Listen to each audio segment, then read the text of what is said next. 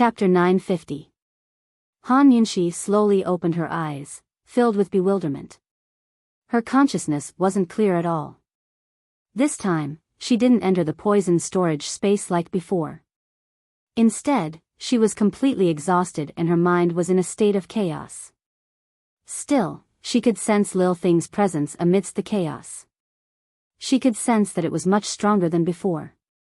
She didn't know why, but she had a vague feeling that her own cultivation had improved as well. Yunxi, the familiar voice was very, very close. Only then did Han Yunxi recover her wits and notice the face that was already right in front of her. This was the face she was most familiar with. She could imagine every detail of it even with her eyes closed. Yunxi, can you answer me? Long Feiyi spoke carefully, afraid that Han Yunxi would fall asleep again if he spoke too loudly. After all, he was already on the verge of collapse. Han Yunxi had no idea how many days she'd been unconscious. She calmed herself down and reached out to stroke Long Feiyi's stubble. Before she could finish, Long Feiyi suddenly grabbed her hands and pressed them against his face. He gave her a deep look without a word before burying his head in her chest. Han Yunxi wasn't sure if she was imagining things, but she felt as if this man was trembling. She suddenly realized that she must have been unconscious for a long time. There were many things she could work hard and do her best to control. But there were some things she couldn't control no matter how hard she tried, much less stop them. For example, she couldn't completely understand and control the poison storage space. She didn't know when she'd succumb to cultivation deviation and never wake up again. She couldn't control whether she stayed or left.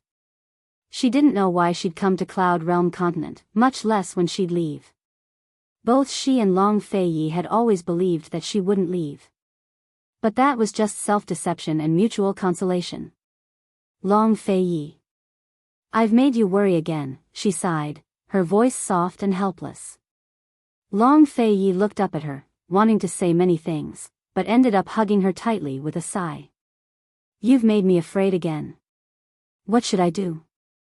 Han Yunxi's heart ached at the sight of his bearded face, bloodshot eyes, and haggard, but when she heard his helpless sigh, she felt as if a large hand was clenching her heart. It was so stifling that she almost stopped breathing. It was an indescribable discomfort. It's fine, Yi. I'm already awake. It's all right. Han Yunxi kept repeating these words as she hugged Long Fei even tighter. It was as if she hugged him tightly, she would own him and they would never separate again. The two of them hugged each other, neither willing to let go. How they wished they could hug each other tightly for the rest of their lives. Gu Beiyue had rushed over when he heard the commotion in the inner room. But at this moment, he was standing beside the screen, watching Han Yunxi and the others quietly. He was very calm, but his clear eyes were filled with gentleness. His gentleness towards Han Yunxi was a kind of pity, because he loved her. His gentleness towards Long Feiyi was a kind of empathetic pity, because he understood him. He was like an outsider, but no one knew how deeply he immersed himself in the role and how deeply he loved her. But he was never lost. He was very sober and immersed himself in the role. He knew his position and his mission too well. He waited for a while, looked at the sky, and decisively interrupted Han Yunxi and Long Feiyi, who were immersed in each other's arms. He said, Your Highness, since the princess is awake, please allow this subordinate to take her pulse. At this moment, Long Feiyi finally woke up. Even though he was reluctant, he still let go of Han Yunxi and made way for Gu Beiyue. He asked, What's wrong with you? Is it the poison storage space? You've never been unconscious for so long before. How long have I been unconscious? Han Yunxi asked. We've already been in the central garrison for 3 days, Long Feiyi replied. Han Yunxi estimated the time on the road and the time they'd been staying here. Even she was shocked. She immediately thought of the incident at 100 Poison Sect. What time is it today? Is it the agreed time? Is Bai Yanqing here? She asked anxiously, unconsciously shaking her hand away so that Gu Beiyue couldn't take her pulse.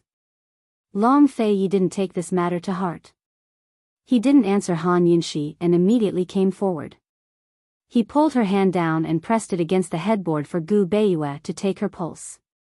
Gu Beiyue took a closer look at Han Yunxi's complexion and could basically confirm that she was fine. A helpless smile flitted across his lips, and he began to take Han Yunxi's pulse again. Han Yunxi couldn't calm down and was burning with anxiety. What time is it today? Gu Beiyue, tell me. Am I? She looked at Long Fei in horror. Is it because of me that this matter fell through? Is Bai Yanqing here? Long Fei and Gu Beiyue didn't answer her. Long Fei pressed his hands on her shoulders to prevent her from moving, while Gu Beiyue looked down and focused on taking her pulse. I'm fine, I can feel Lil Thing. I'm really fine. This time it's different from before. It seems like Lil Thing is cultivating. I can feel it cultivating. Maybe it's affecting me. After confirming that her pulse was normal, Gu Beiyue spoke. He wasn't talking to Han Yunxi, but to Long Fei. Your Highness, the princess's pulse is normal. There's nothing wrong with her body. He was completely sure of this. As for the poison storage space, he wasn't sure. Long Fei's heart, which had been hanging in the air, finally calmed down. He immediately asked, what's wrong with Lil Thing? Why can you feel it? Where is it? Long Fei had never been so concerned about Lil Thing. Han Yunxi wasn't clear about some of the rules of the poison storage space. She didn't have a master. Her understanding of the poison storage space was either from her own exploration or from the secret manuals of the poison storage space. When she advanced to the second level of the poison storage space, she could feel the rules of cultivation. However, this rule wasn't all the rules of the poison storage space, just the rules of cultivation. It's just a feeling. I don't know what's going on. Lil Thing's strength has recovered a lot. I seem to have improved a lot. It's very tiring. Han Yunxi answered honestly. Could it be that the princess and Lil Thing's cultivation is the same? Gu Beiyue asked in shock. Han Yunxi had her suspicions as well, so she nodded. What else can you feel? Is Lil Thing in Bai Yanqing's poison storage space? It can't escape. Long Fei had a lot of questions. Han Yunxi shook her head, I'm not sure. I can't feel Lil Thing at all. Gu Beiyue was also very curious. However, he didn't probe any further. Instead, he reminded, Your Highness, Princess, there's less than 2 hours until the appointed time with Bai Yanqing. If we rush over now, we might still be able to make it. Han Yunxi was shocked when she heard that. Today? Yes. Gu Beiyue nodded. Han Yunxi got off the bed without another word. Long Fei grabbed her hand. She mistakenly thought that he was going to stop her, so she was very agitated. Long Fei, you should know how important this matter is. Long Fei wanted to explain, but Han Yunxi emphasized, this matter is very, very important. No matter the price, we have to do it. She had already made up her mind a long time ago. How could she give up so easily? Long Fei didn't know what kind of decision she had made, but he could see her determination. He only thought that she was thinking for the sake of Eastern and Western Qin. It wasn't easy for Eastern and Western Qin to work together. It wasn't easy for them to fight side by side openly. This was an opportunity that she couldn't give up so easily. Moreover, there were many people watching from 100 Poison's sect now. They were waiting for them to not appear, waiting to see them make a fool of themselves. He was frightened by Han Yunxi. He didn't want to care about any of this. Right now, all he wanted to do was to hug her and have a good sleep. Even if he didn't appear today, he still had a way to deal with 100 Poison's sect afterwards. However, he still obeyed Han Yunxi. Men, prepare the horses. After Long Fei and Han Yunxi hurriedly appeared, Su Donglin delivered the latest news. Your Highness, Bai Yanqing is here. Su Donglin also relayed Bai Yanqing's words when he was at the tower. Gu Beiyue was no longer in his hands, but he was still so arrogant. Why? Did he have an ulterior motive, or did the poison storage space level up and surpass Han Yunxi? So what if the poison storage space level up? Han Yunxi never intended to poison him to deal with him. Han Yunxi's poison storage space was enough for defense. The one who really wanted to deal with him was Long Feiyi. With Bai Yanqing's intelligence, he wouldn't have thought of this. Therefore, Bai Yanqing's high-profile appearance must have an ulterior motive. Han Yunxi and Long Feiyi discussed as they mounted their horses. Gu Beiyue chased after them. "Princess, Your Highness, be careful." Bai Yanqing's high-profile appearance, he must have a trick up his sleeve. He must be thinking about the feud between Eastern and Western Qin. Long Feiyi nodded. "Wait for our good news." "Don't worry, there will be good news, I promise." Han Yunxi's tone was even more resolute than Long Feiyi's. Long Feiyi hugged Han Yunxi tightly with one hand and brandished the whip with the other. The husband and wife galloped towards 100 Poison's sect. Although the horses were very fast, they had to admit that they had wasted too much time. Soon, Long Feiyi said seriously, "We won't make it, time is almost up." At this rate, they wouldn't be able to reach 100 Poison's sect on time. Once they exceed the time limit, who knows what will happen? Han Yunxi pondered. Not long after, she suddenly grabbed Long Feiyi's hand that was holding the reins. "Turn right, we'll go up from the back of the mountain. The path to the back of the mountain is easy. We'll be in time if we kill our way through." "Good idea." Long Feiyi quickly changed directions and galloped forward. The two madams were like a gust of wind, quickly disappearing into the mountain path. As the time approached, the entrance to 100 Poison's sect grew even quieter. Although many people were muttering that Han Yunxi and Long Fei wouldn't show up, they were still stunned when it really happened. None of them dared to believe it. After all, this wasn't just a challenge to 100 Poison's sect, but also the first time that Eastern and Western Qin had cooperated to settle their old grudges. What reason could there be for Long Feiyi and Han Yunxi not to show up? There was only the time it took to brew a cup of tea left, so no one could sit still. Even Bai Yanqing was beginning to clench his fists behind his back. He had to admit that he was nervous as well. Soon, a Poison sect disciple brought an hourglass and placed it on the stage. Once the hourglass finished one round, time would be up. Bai Yanqing stared at the hourglass and silently counted in his heart, 5, 4, 3. When he counted to 2, a disciple suddenly rushed out from 100 Poison's sect and whispered, "Master, Long Feiyi and Han Yunxi are attacking from the back of the mountain." Bai Yanqing's lowered eyes suddenly lit up. He whispered, "No need to make a fuss." But before the disciple could retreat, someone else shouted from the crowd, "The East Qin Crown Prince and Western Qin Princess are attacking from the back of the mountain." Chapter 951. Han Yunxi and Long Feiyi are here? News of their arrival sent the crowd into an uproar. Bailey Qiyu and the other elders of Cloud Realm Trade Consortium all stood up at the same time, excited and pleasantly surprised. Bailey Qiyu unsheathed his broadsword and rapped the handle against the wooden table. Behind him, a dozen or so soldiers followed suit, their voices quick and orderly like the beating of military drums. It was a rousing sight to behold. They were cheering for Long Feiyi. If not for his misgivings about poisons, Bailey Qiyu would have led his men to kill them long ago. The elders of Cloud Realm Trade Consortium were all businessmen, so they weren't as hot-blooded as the soldiers. Still, they were all wearing smiles on their faces. Although they didn't approve of Han Yunxi and Long Feiyi's alliance, they were truly glad and happy at this moment. They whispered into each other's ears, hoping that Han Yunxi could fight for Western Qin's honor. Among the excited crowd, one person was especially quiet. He was none other than the young general of the Tian and General Mu's estate, Mu Qinggu. His thick eyebrows and large eyes were staring blankly at the 100 Poison's sect's gates, afraid to even blink for fear of missing something.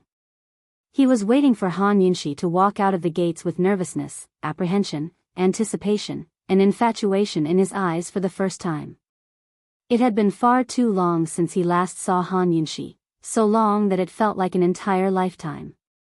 This time, he was lucky enough to meet her again in his next life. While everyone was excited, they couldn't help but feel a little regretful. If Han Yunxi and Long Fei Yi attacked from the back, Bai Yanqing would definitely rush over. That way, no one would be able to witness the poison duel between Bai Yanqing and Han Yunxi, or Long Fei Yi's martial arts skills. After all, no one dared to go any further than the gates.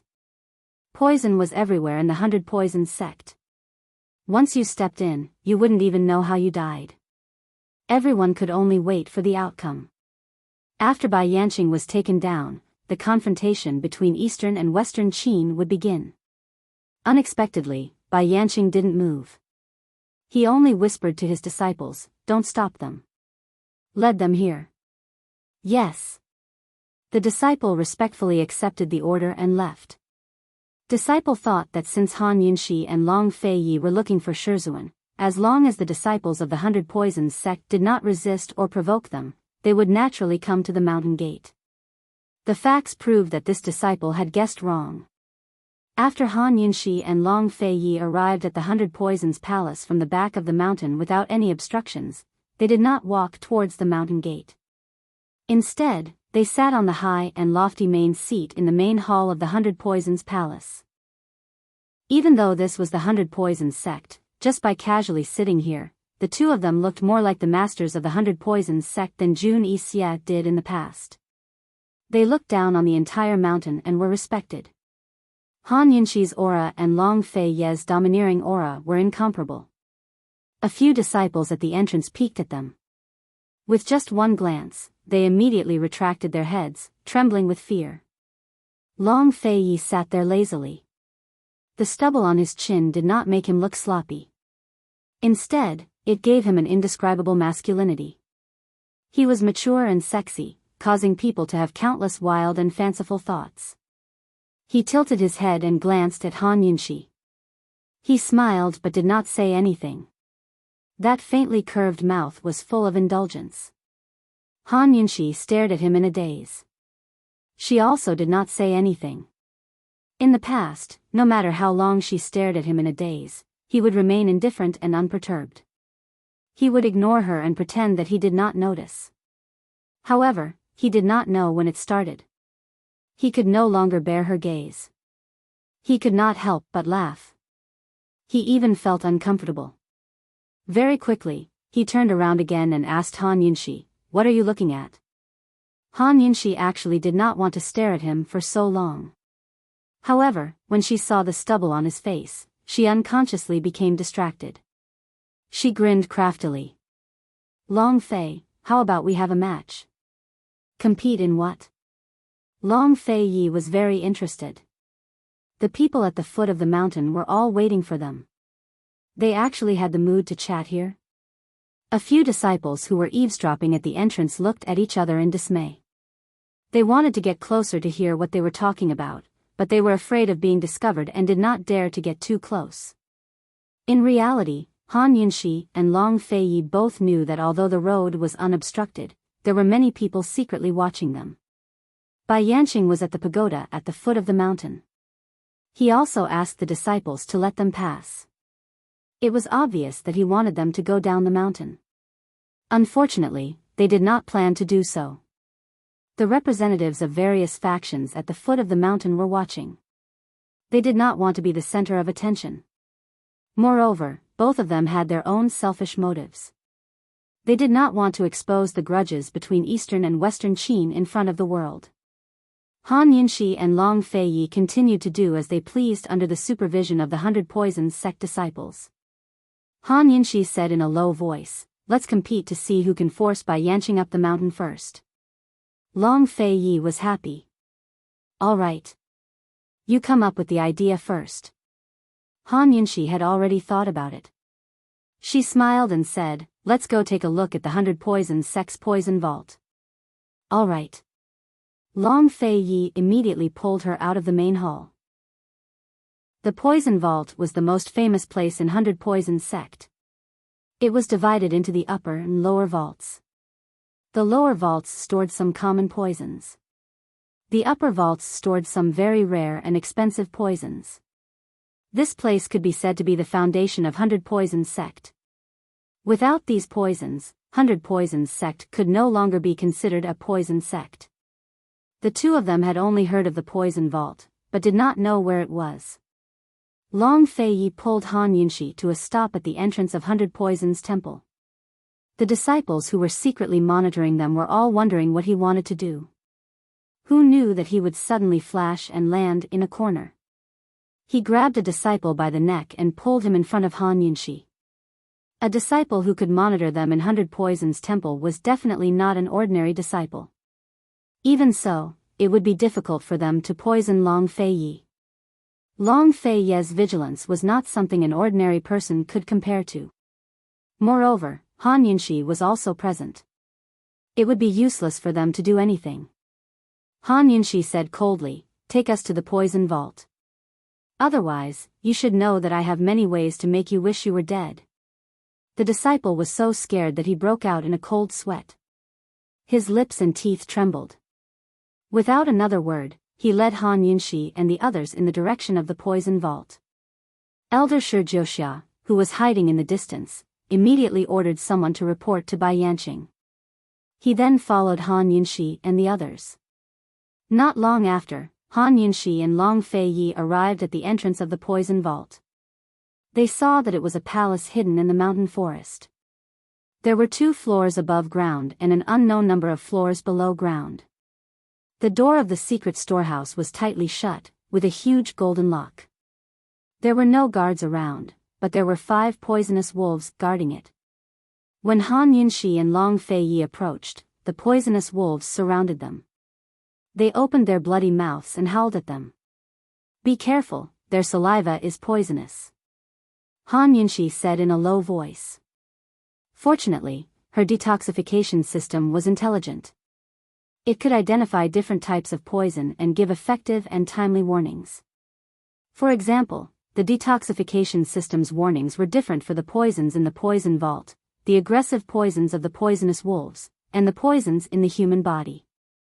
After Han Yunxi identified the poisonous wolves' toxins, she secretly activated the detoxification system to analyze the distribution of various poisons in the Poison Vault.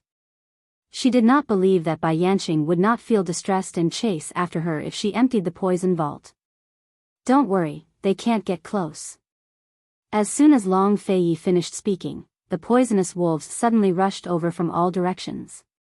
Their speed was unexpectedly fast. Fortunately, Han Yunxi reminded him. Otherwise, Long Fei Yi would definitely let the poisonous wolves get close and then kill them. No matter how fast the poisonous wolves were, they could not be faster than Long Fei Yi. He made a prompt decision to hold Han Yunxi tightly and soar into the sky, avoiding the siege of the poisonous wolves. At almost the same time, Long Fei Yi unsheathed his sword. The sword on was as fast as lightning. With a sweep, a slash, and a slash, all of the poisonous wolves had their throats slit. Even Han Yunxi was astonished, to say nothing of Shi Jiuxia who was hiding in the shadows. When did Long Fei Yi's martial arts improve so much? It was like advancing by leaps and bounds. After Han Yunxi finished cultivating her internal energy, she began to study acupuncture. She had only practiced with Long Fei Yi a few times, but he was the one teaching her most of the time. Could it be that they'd started dual cultivation long ago? Han Yunxi didn't have time to think, because Long Fei's sword had already shattered the large golden lock that held the secret storehouse. The swift and fierce sword chi blasted open both doors. "Let's go, let's be bandits." Han Yunxi grabbed Long Fei Yi's hand excitedly. In Cloud Realm Continent's poison world, the 100 Poisons sect was the leader of the evildoers. Many of the widely used poisons in Cloud Realm Continent all came from that sect. Robbing them was like getting rid of a scourge for the people. As long as Han Yunxi was happy, Long Fei Yi would go along with her no matter how much she robbed. The two of them quickly entered the Poison Vault. Shi Jioxia's face turned green as he watched from the sidelines. Why hasn't the old sect head come up yet? He asked anxiously. I've already sent someone to report. Elder Shi, please calm down, calm down. As soon as the disciple on the side finished comforting him, the disciple who'd gone down the mountain came back, panting for breath. Elder Shi, the old sect head wants you to think of a way to lure them down the mountain no matter what. Do you have eyes or something? Long Fei Yi and Han Yunxi are clearly refusing to go down the mountain. Don't they know the old sect head is down there? Shi Jioxia was furious. But the old sect head won't go up the mountain. The disciple grew anxious as well. A complicated look flashed past Shi Jioxia's eyes. He instructed the disciple to guard the door of the poison vault and hurried down the mountain. At that moment, the foot of the mountain was bustling with activity again. Long Fei Yi had sent someone to inform the people at the foot of the mountain about everything that happened. Every time a disciple went up the mountain to report to Bai Yanqing in a low voice, Long Fei Yi's people would loudly inform everyone of the situation at the top of the mountain. Everyone was puzzled. Han Yunxi and Long Fei Yi were bullying them, but Bai Yanqing remained indifferent and guarded the place. What did Bai Yanqing mean by this? Everyone had been discussing this for a long time. Even the Eastern, Western Qin and Eastern Qin factions could not figure out what was going on. Shi Jioxia hurried up the mountain and said in a low voice, "Old sect head, Poison Wolf has been killed. Han Yunxi and Long Fei Yi are in the poison vault right now. With Han Yunxi's ability to identify poisons, she'll definitely take away all our hidden poisons. Hurry up and go up." Laughter immediately came from the crowd. His Highness the Crown Prince and the Princess of Western Qin have successfully broken into the poison vault. After destroying 100 Poison Sect, they'll definitely go down the mountain to deal with Bai Yanqing. Bai Yanqing was as steady as Mount Tai and did not move. I asked you to lead them down. Why did you come down yourself? Cut the crap. Go now. Shi Jioxia didn't understand Bai Yanqing's intentions either. He was about to coax him when a laugh rose up from the crowd. His Highness and the West Qin Princess have already broken into the poison storehouse. The 100 Poisons sect is about to be emptied. Bai Yanqing, the coward, only dares to show off here. When His Highness and the others go down the mountain, won't Bai Yanqing run away? Bai Yanqing was not provoked, but Shi Jioxia was furious. He roared, "Who are you? Come out and speak if you have the guts." A man and a woman came out of the crowd. The man was none other than Long Fei Yi's personal bodyguard, Su Donglin. The woman was unexpected. Chapter 952. The woman who walked out behind Su Donglin was none other than the youngest daughter of the Bailey army, Bailey Chiyu's younger sister, Bailey Mingxiang. In the beginning, she was a well-bred young lady from a well-known family in the capital. She had been waiting to get married for many years and had been visited by matchmakers all over the capital, but she had never found a suitable husband. Later, she was willing to lower herself to the Duke of Qin's estate and serve as Han Yunxi's maidservant. Later on, there were rumors in the Bailey army that she had an ambiguous relationship with Long Fei Yi. There were still many versions of this rumor circulating today. Some said that Bailey Mingxiang had ulterior motives and entered the Duke of Qin's estate as a maidservant to get close to Long Fei Yi. Later on, when Han Yunxi and Long Fei Yi became enemies, she successfully took the position. Others said that Long Fei Yi had always been interested in Bailey Mingxiang and that it was Long Fei Yi who arranged for her to enter the Duke of Qin's estate. Long Fei Yi had always only been using Han Yunxi. In short, amidst the various opinions, the name Bailey Mingxiang gradually became known and remembered by the world. With this woman sitting by Bailey Chiyu's side, it wasn't strange for the siblings to support Long Fei. However, it was surprising that she and Su Donglin would stand up together and provoke Bai Yanqing. Could it be that she wanted to get involved in this battle too? What right did she have to get involved? Everyone was very surprised, but Bai Yanqing was not at all surprised. As soon as he saw Bailey Mingxiang, his calm eyes immediately revealed a shrewd cold glint. Stone Mortar naturally recognized Su Donglin and Bailey Mingxiang. He retorted sarcastically, I was wondering who it was. So it's Long Fei Ye's dog. Great guard Su, go and tell your master that our old sect leader is waiting for him at the top of the tower. Tell him to stop hiding behind Han Yunxi. What's the point of hiding behind a woman?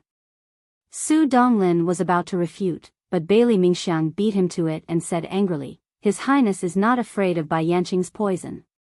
It was Bai Yanqing who didn't dare to go up the mountain. His lair has already been destroyed, yet he's still standing here deceiving himself. It was a rare opportunity to argue for His Highness. Bailey Mingxiang, who was usually gentle, seemed to have changed into a different person. He was aggressive. Long Fei Yi isn't afraid of poison. Why would he join hands with Han Yunxi? It's 2 against 1. Does Long Fei Yi still have any face left? Shi Jiuxia retorted confidently. Bailey Mingxiang was exasperated. Bai Yanqing was no match for the princess in terms of poison, and he was no match for His Highness in terms of martial arts. There was no way to be absolutely fair in this matter.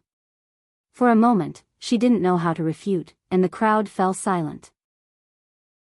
Just as the situation became awkward, Bailey Mingxiang threw caution to the wind and shouted, Shi Jiuxia, are you blind? Can't you see that there are so many people here for your 100 Poisons sect? 100 Poisons sect is scum.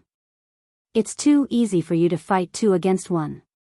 Everyone was shocked. They didn't expect such a gentle and magnanimous woman to shout and scold people like that. Even Su Donglin, who was standing beside Bailey Mingxiang, was shocked by her. Bailey Mingxiang's face was red and her heart was beating wildly. She was also shocked by herself. However, she clenched her fists and forced herself to stay calm. No matter what, she had to protect His Highness and the princess's reputation. No matter what, she couldn't embarrass His Highness and the princess.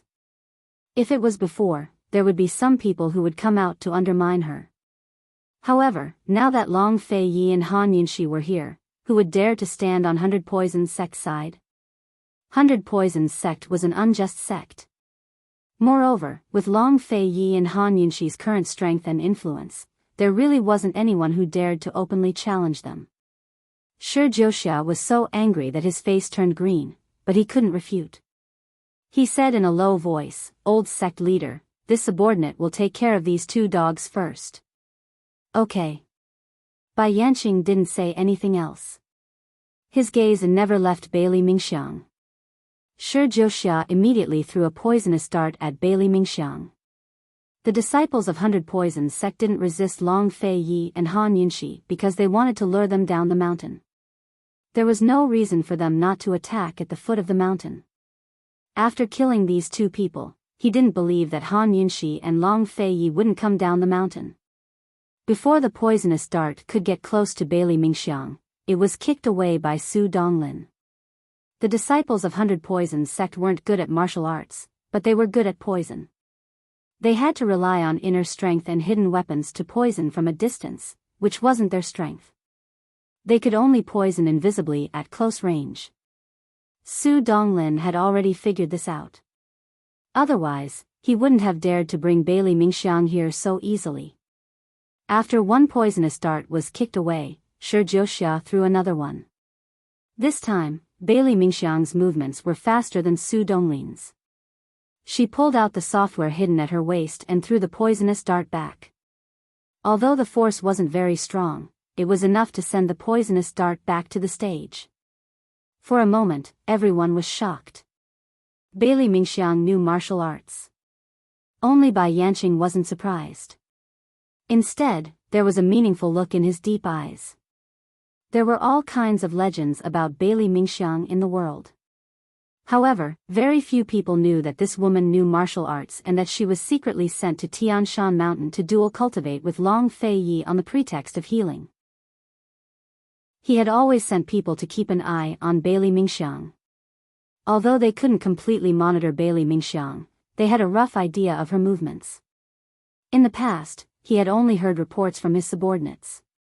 At this moment, he finally saw Bailey Mingxiang's martial arts with his own eyes. Shi Jiuxia was very unhappy that 2 of his poisonous dart were kicked away. He immediately leaped into the air and flew towards Su Donglin and Bailey Mingxiang. At the same time, more than 10 disciples of poison sect surrounded them from all directions. Shi Jiuxia had just mocked them for fighting 2 against 1, but now he was bullying them with numbers. It was a slap to his own face. For some people in this world, if you didn't want to be angered to death, you had to be more unreasonable than them. What was unreasonable? In essence, it was martial arts. Su Donglin immediately grabbed Bailey Mingxiang and leaped into the air to escape from the encirclement of Shi Jiuxia and the disciples of Poison Sect. Everyone thought that they were going to escape, but they didn't go far. Instead, they landed next to the mountain gate. "You're courting death." Shi Jiuxia immediately threw his men aside and chased after them. However, they stopped abruptly after a few steps. People walked out of the bushes behind Su Donglin and Bailey Mingxiang like walking corpses. They were all men dressed in black and their faces were as pale as corpses. "Poison corpses," Shi Jiuxia blurted out. Bai Yanqing also looked over in shock. In the time it took for them to speak, a large group of poison corpses had already walked out. Soon, not only were there more poison corpses behind Su Donglin and Bailey Mingxiang, but there were also more and more poison corpses coming out from the surrounding forest. It was as if there was no end to them. Everyone present became nervous. Shi Jiuxia turned to look at Bai Yanqing, clearly asking for help. How could he and the disciples of Poison Sect deal with such a large group of poison corpses? Poison corpses were similar to death warriors. Their lifespan did not exceed a year. They were immune to mid-grade poisons such as those that were fatal to bones and blood. If there were only a few of them, Shi Jiuxia could still deal with them. However, this group of poison corpses terrified him. This group of poison corpses was brought over by Gu's men. Bailey Mingxiang was the one holding the poison corpses token. "Let's go." Bailey Mingxiang held the token up high. Under the protection of the poison corpses, he easily entered the boundary of 100 Poison Sect with Su Donglin. A few poison corpses followed them, enough to protect them from the attacks of 100 Poison Sect's poisonous creatures. Bai Yanqing could no longer remain calm. He suddenly leaped into the air and chased after them. Seeing this, Su Donglin and Bailey Mingxiang were overjoyed. Su Donglin brought Bailey Mingxiang and ran up the mountain under the protection of 2 poison corpses. The remaining 100 or so poison corpses stood guard at the mountain entrance, blocking Bai Yanqing and buying time for them. Bai Yanqing landed in front of the poison corpses. No one knew if he would give chase or not. At this moment, a disciple rushed over from another side of the path and hurriedly reported, "Old sect master, Han Yunxi swept away all the poisons in the secret vault. Long Fei Yi and her are now at the poison corpse pool. Long Fei Yi is still unable to open the door." Hearing this, Shi Jiuxia's face turned pale. He no longer dared to chase after Bailey Mingxiang and Su Donglin. He immediately took another path up the mountain. The secret vault was where the 100 Poison Sect storehouse was located. The poison corpse pool was where the 100 Poison Sect cultivated poison humans, poison corpses, and studied poison insects. If this place fell into enemy hands, the foundation of the 100 Poisons Sect would be destroyed. Disagreeing with Shi Jiuxia's anxiousness, Bai Yanqing looked at the place where Bailey Mingxiang had disappeared with a complicated expression. Bailey Mingxiang's sword strike had clearly been extremely powerful, but it had been restrained. It was obvious that she had deliberately concealed her true strength. He did not care what the relationship between Long Fei Yi and Bailey Mingxiang was. He only needed to confirm one thing, and that was that Bailey Mingxiang was a woman who could dual cultivate with Long Fei Yi. She was a martial arts genius. Originally, he was 90% confident. Now that he saw Bailey Mingxiang concealing her strength with his own eyes, he basically dispelled his last bit of worry. Long Fei Ye's cultivation of the lustbite power had a total of 3 stages. The first stage was to accept the seal of the lustbite and cultivate the lustbite power with the seal. The second stage was to control the lustbite power and use it freely. The third stage was to combine the lustbite power with the original internal energy and reach an invincible state. By then, not to mention the strongest venerables of Heavenly Mountain, even the undying and indestructible poisonous pets would be destroyed by the lustbite power. Long Fei Yi had already been able to use the lustbite power freely in the battle on Heavenly Mountain. The strength that Long Fei Yi had displayed when he dealt with Qi Zonglin and his son from Liberty City a few days ago had made Bai Yanqing even more convinced that Long Fei Yi's dual cultivation had begun a long time ago, and it was progressing smoothly. Once the dual cultivation began, Bailey Mingxiang would have to stay by Long Fei Yi's side until the dual cultivation was completed. After the dual cultivation was completed, Long Fei Yi would no longer need Bailey Mingxiang. However, during the dual cultivation period, if Long Fei Yi wanted to perform at his best, he would have to combine his swords with Bailey Mingxiang's. The more Bai Yanqing thought about it, the more certain he was that his speculation was correct. Bailey Mingxiang seemed to have taken Gu's token and brought the poison corpses to support Long Fei Yi and Han Yunxi, but in fact, it was a cover-up. Su Donglin had brought her up the mountain to combine her swords with Long Fei Yi to break the gate of the poison corpse pool. Bailey Mingxiang had been concealing her strength all this time, and Long Fei Yi had been helping her put on an act. She must be Long Fei Yi's dual cultivation partner. There was no mistake about it. If he did not kill her now, when would he? Bai Yanqing finally drew his sword and chased after Bailey Mingxiang through the swarm of poison corpses. He did not know that Bailey Mingxiang's attack just now was a pretense to conceal her strength. He also did not know that the scene at the foot of the mountain was under Long Fei Yi's orders. Even the gate of the poison corpse pool was not broken by Long Fei Yi on purpose. Bai Yanqing finally went up the mountain. Chapter 953. When Bai Yanqing first received the challenge letter, his first thought was to give up on 100 Poison sect. But Emperor Kong Cheng and Long Tianma's actions reminded him of that fact. Cloud Realm Trade Consortium had caused a huge uproar over the matter until everyone in the world knew about it. Emperor Kong Cheng had even invited guests from all sides as the host. With so many people watching, he naturally had to use this chance to embarrass Han Yunxi and consign Eastern and Western Qin to eternal damnation. He'd racked his brains to set up such a huge trap, but he'd failed to incite Han Yunxi and Long Fei Yi. Who knew that Han Yunxi and Long Fei Yi would create such a perfect opportunity for him? Since Long Fei Yi and Han Yunxi wanted to know the reason behind the Great Qin Empire's civil war so badly, he'd have to tell them the truth. Of course, he'd have to tell the two of them, the Eastern and Western Qin factions, and the rest of the world that the Great Qin Empire's civil war had never been a misunderstanding. The hatred between the Eastern and Western Qin imperial clans was irreconcilable. Long Fei Yi and Han Yunxi could never be together. Before he came to 100 Poison sect, he'd steeled his heart. No matter how Long Fei Yi and Han Yunxi attacked 100 Poison sect or provoked him, he'd stand at the gates in front of the world. If necessary, he'd even sacrifice 100 Poison sect. But once he'd dispelled the last of his misgivings about Bailey Mingxiang, he didn't hesitate to chase up the mountain. Right now, he was still rational, but he was still heading up the mountain. But for the sake of Bailey Mingxiang, he was willing to take a gamble. Once he killed Bailey Mingxiang, he could force Long Fei Yi and Han Yunxi down the mountain all the same. Bailey Mingxiang was even more important than inciting Eastern and Western Qin.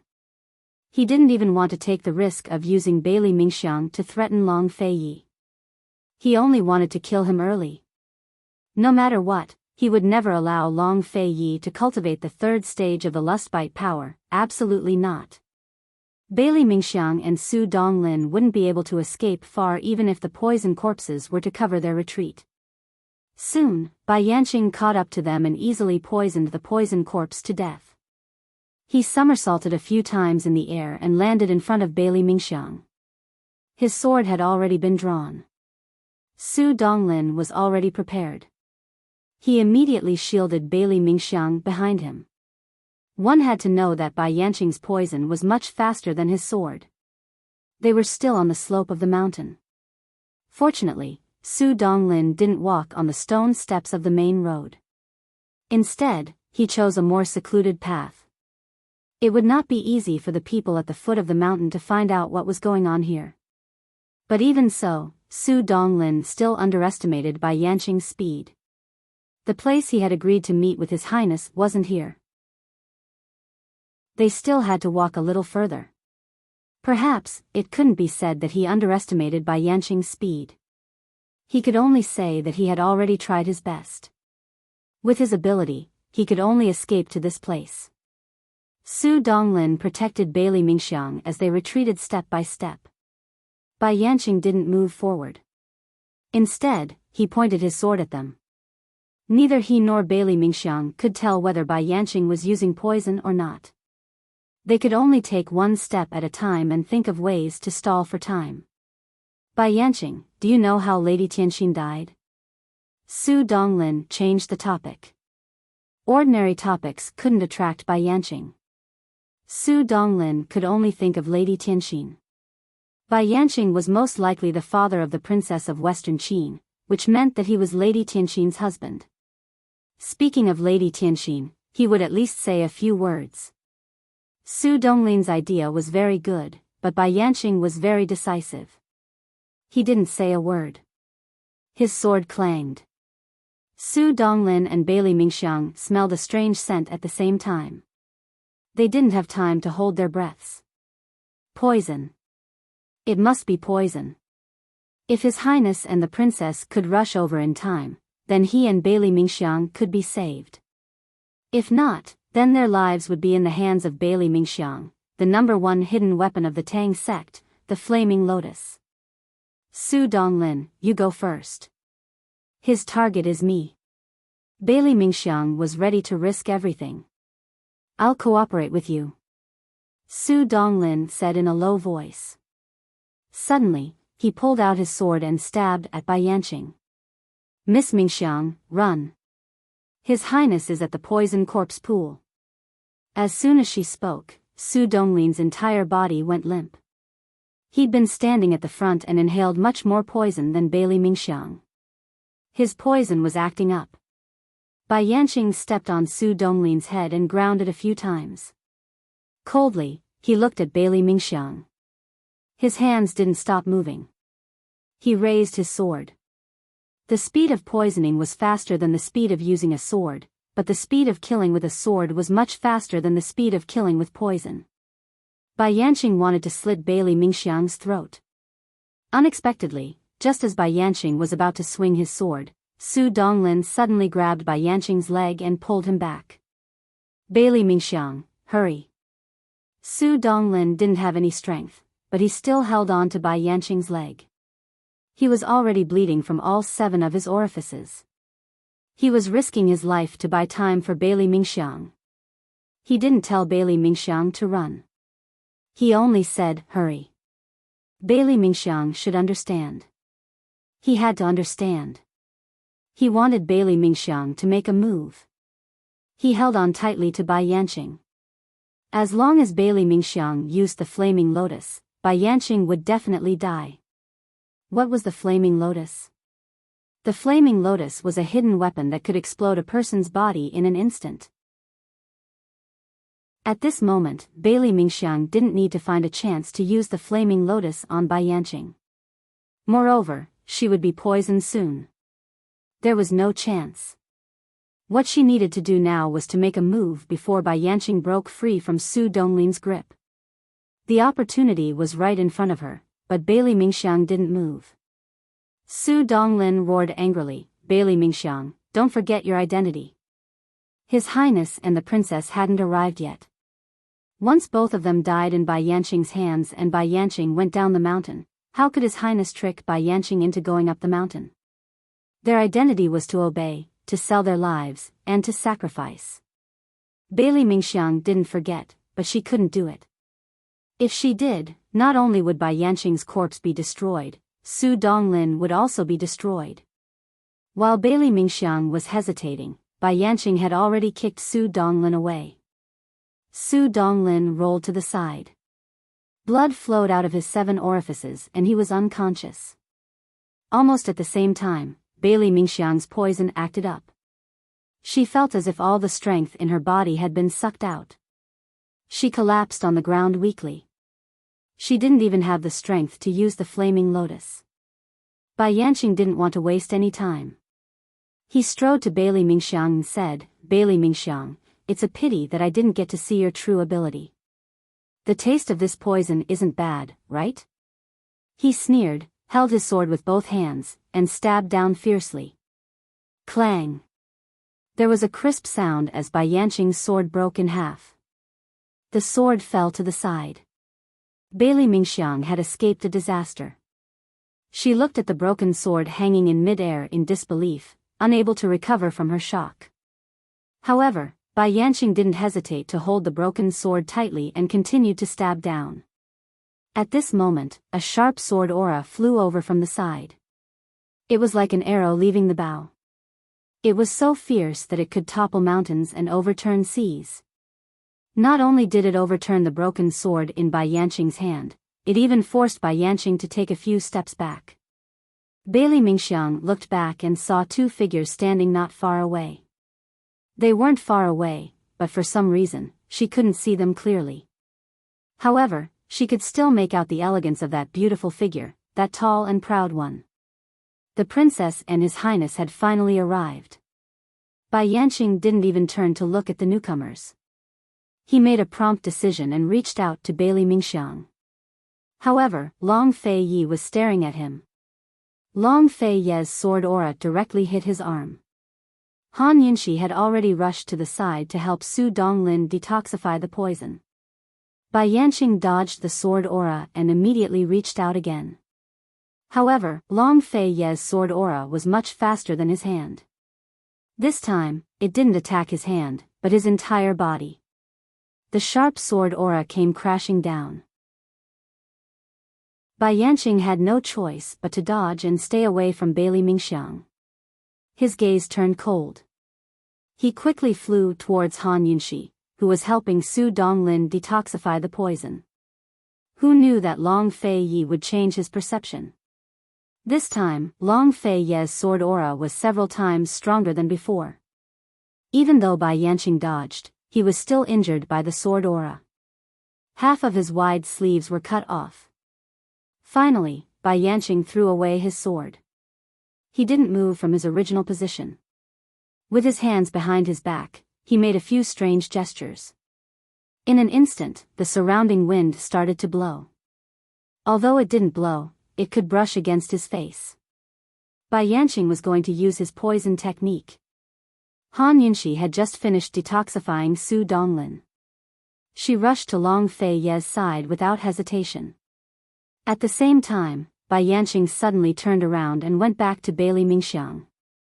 Fortunately, Long Fei Yi had been staring at him. Long Fei Ye's sword never stopped. Su Donglin is fine. The poison in Bailey Mingxiang can only last for 10 minutes. Let's end this quickly, Han Yunxi said in a low voice. Long Fei Yi grabbed her waist with one hand and held his sword with the other. He flew into the air and elegantly slashed out. Several sword auras flew at Bai Yanqing. Bai Yanqing was completely restrained by Long Fei Ye's sword. He couldn't touch Bailey Mingxiang or Su Donglin at all. As for the Imperial Wind Technique's poison, it was completely restrained by Han Yunxi. As long as Han Yunxi was here, his poison technique would be completely restrained. If Long Fei Yi and Han Yunxi worked together, he would lose without a doubt.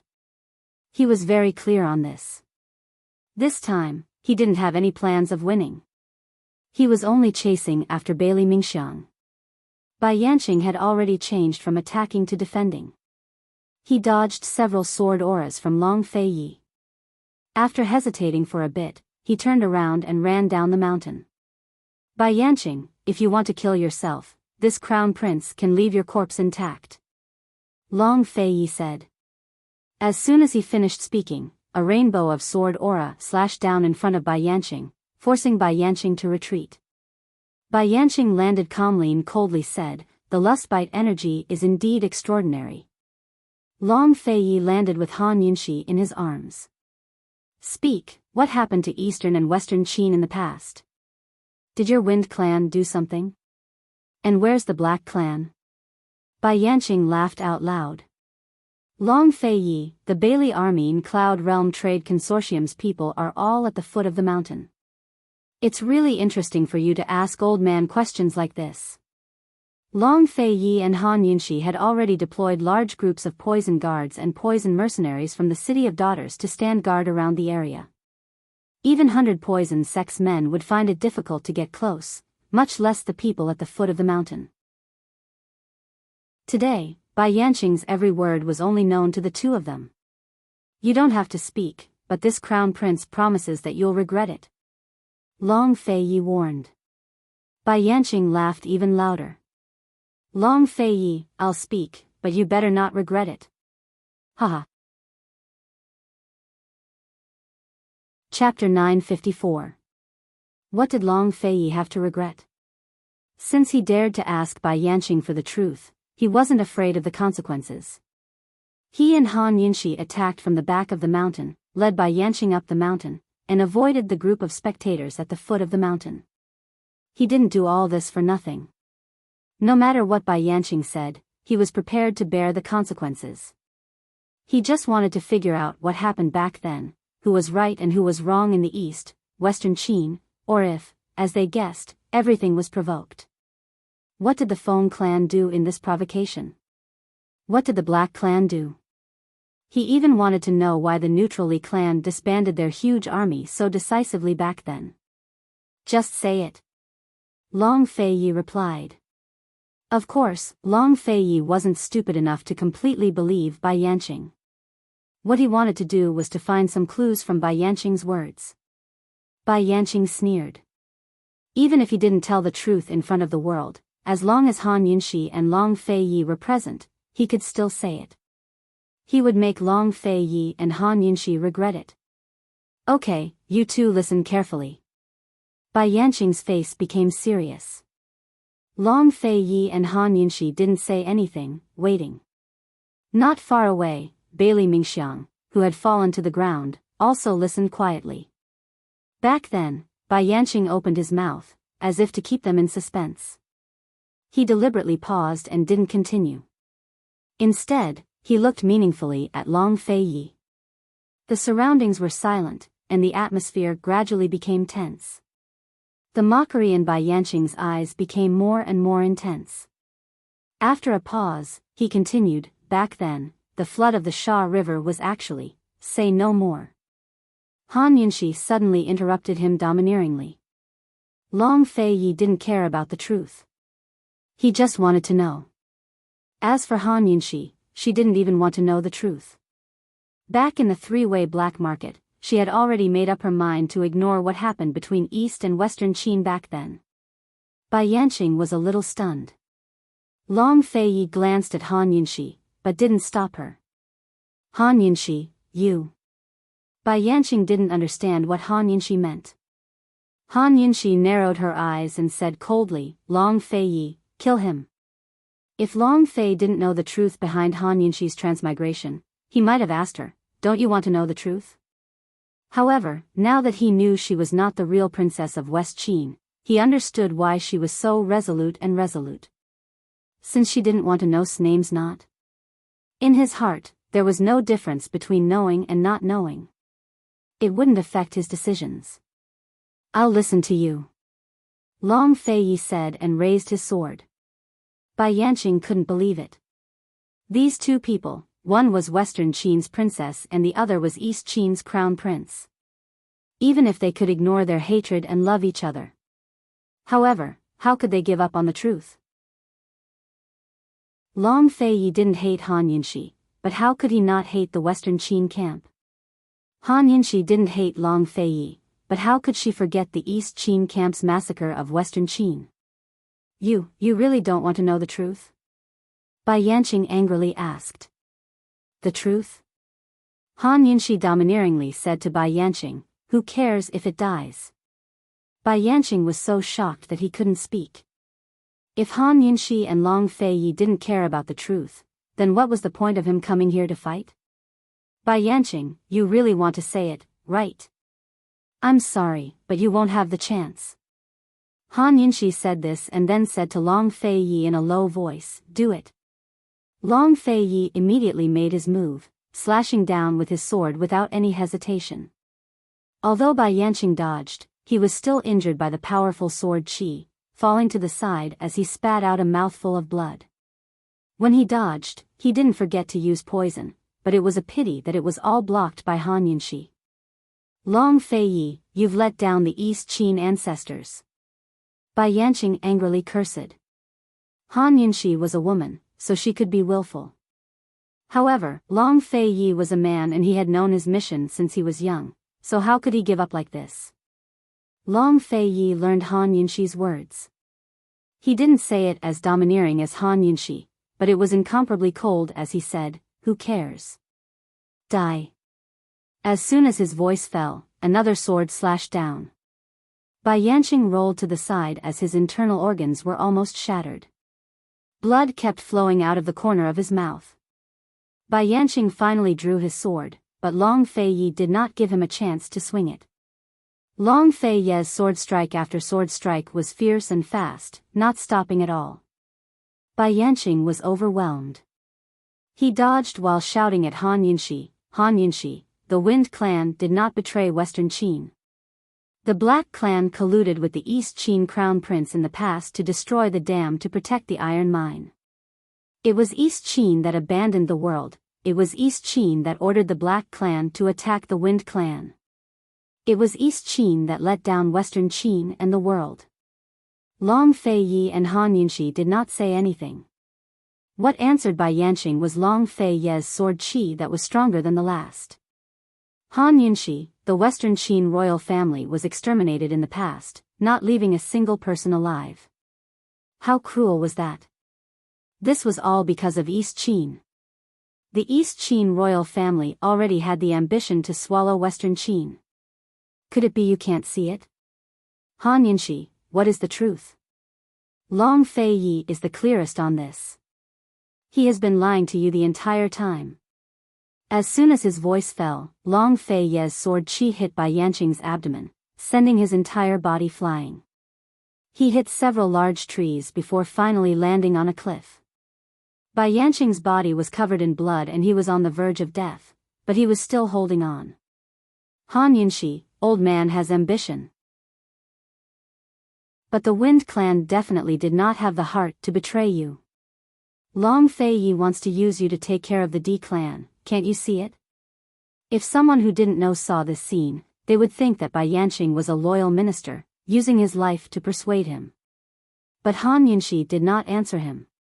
She had been seriously helping Long Fei Yi block Bai Yanqing's various poison attacks. Han Yunxi, do you know how many people in Western Qin have died unjustly, waiting for you to avenge them? Han Yunxi, old man can die, but you can't not believe the truth of that year. Bai Yanqing had one hand on his chest and the other on the ground. It seemed like he was not going to dodge. He said it as if it was true. If she had not experienced so much with Long Fei Yi, perhaps Han Yunxi would really believe Bai Yanqing. Kill him. Han Yunxi still said the same thing, determined not to change. Bai Yanqing had fallen to this point. Whether he was telling the truth or not, he had to die. With Bai Yanqing's cunning personality, if he did not provoke them before he died, would he be satisfied? Once they decided not to take the truth to heart, no one would be able to provoke them. Nothing would be able to affect them. Long Fei Yi raised his sword. Instead of slashing, he was going to stab directly. Behind him was a cliff. Bai Yanqing would not be able to dodge this attack. Just as Long Fei Yi was about to strike, Bai Yanqing suddenly stopped him. Wait. Should he wait just because he said so? Long Fei Yi's sword waited for no one. Unexpectedly, Bai Yanqing said, Han Yunxi, I'm your father. You can't do this to me. In the end, Long Fei's sword stopped. Han Yunxi was a direct descendant of the poison sect, and so was Bai Yanqing. They had long suspected this. But Han Yunxi had never pursued the matter, so he had not asked. Now that Bai Yanqing had spoken, he had no choice but to stop his sword. You knew my identity from the very beginning, but you refused to acknowledge me. What are your motives? You're clearly using me. Han Yunxi retorted angrily. Long Fei Yi had long told her that Lady Helian was a spy. Lady Helian hadn't entered the Han estate late. In other words, Bai Yanqing had found out her identity years ago. You're saying that you were the one who killed my mother? Han Yunxi demanded. Bai Yanqing played the emotional card. Daughter, your mother's death was the most painful thing in my life. No matter what, you have to believe me. I would never do something so heartless. Then why don't you acknowledge me? Han Yunxi asked next. I have my own difficulties. Yunxi, come here. Father will definitely give you an explanation for this. Come here first. Believe your father, Long Fei Yi, is using you. Don't be fooled by him. Bai Yanqing coaxed earnestly. Han Yunxi only said word by word, Long Fei Yi, I only trust you in this world. What are you still hesitating for? Long Fei Yi understood and pointed his sword at Bai Yanqing. Bai Yanqing was alarmed. Han Yunxi, no matter what, I'm your father. Your biological father. You're not. You're not. Han Yunxi shouted back.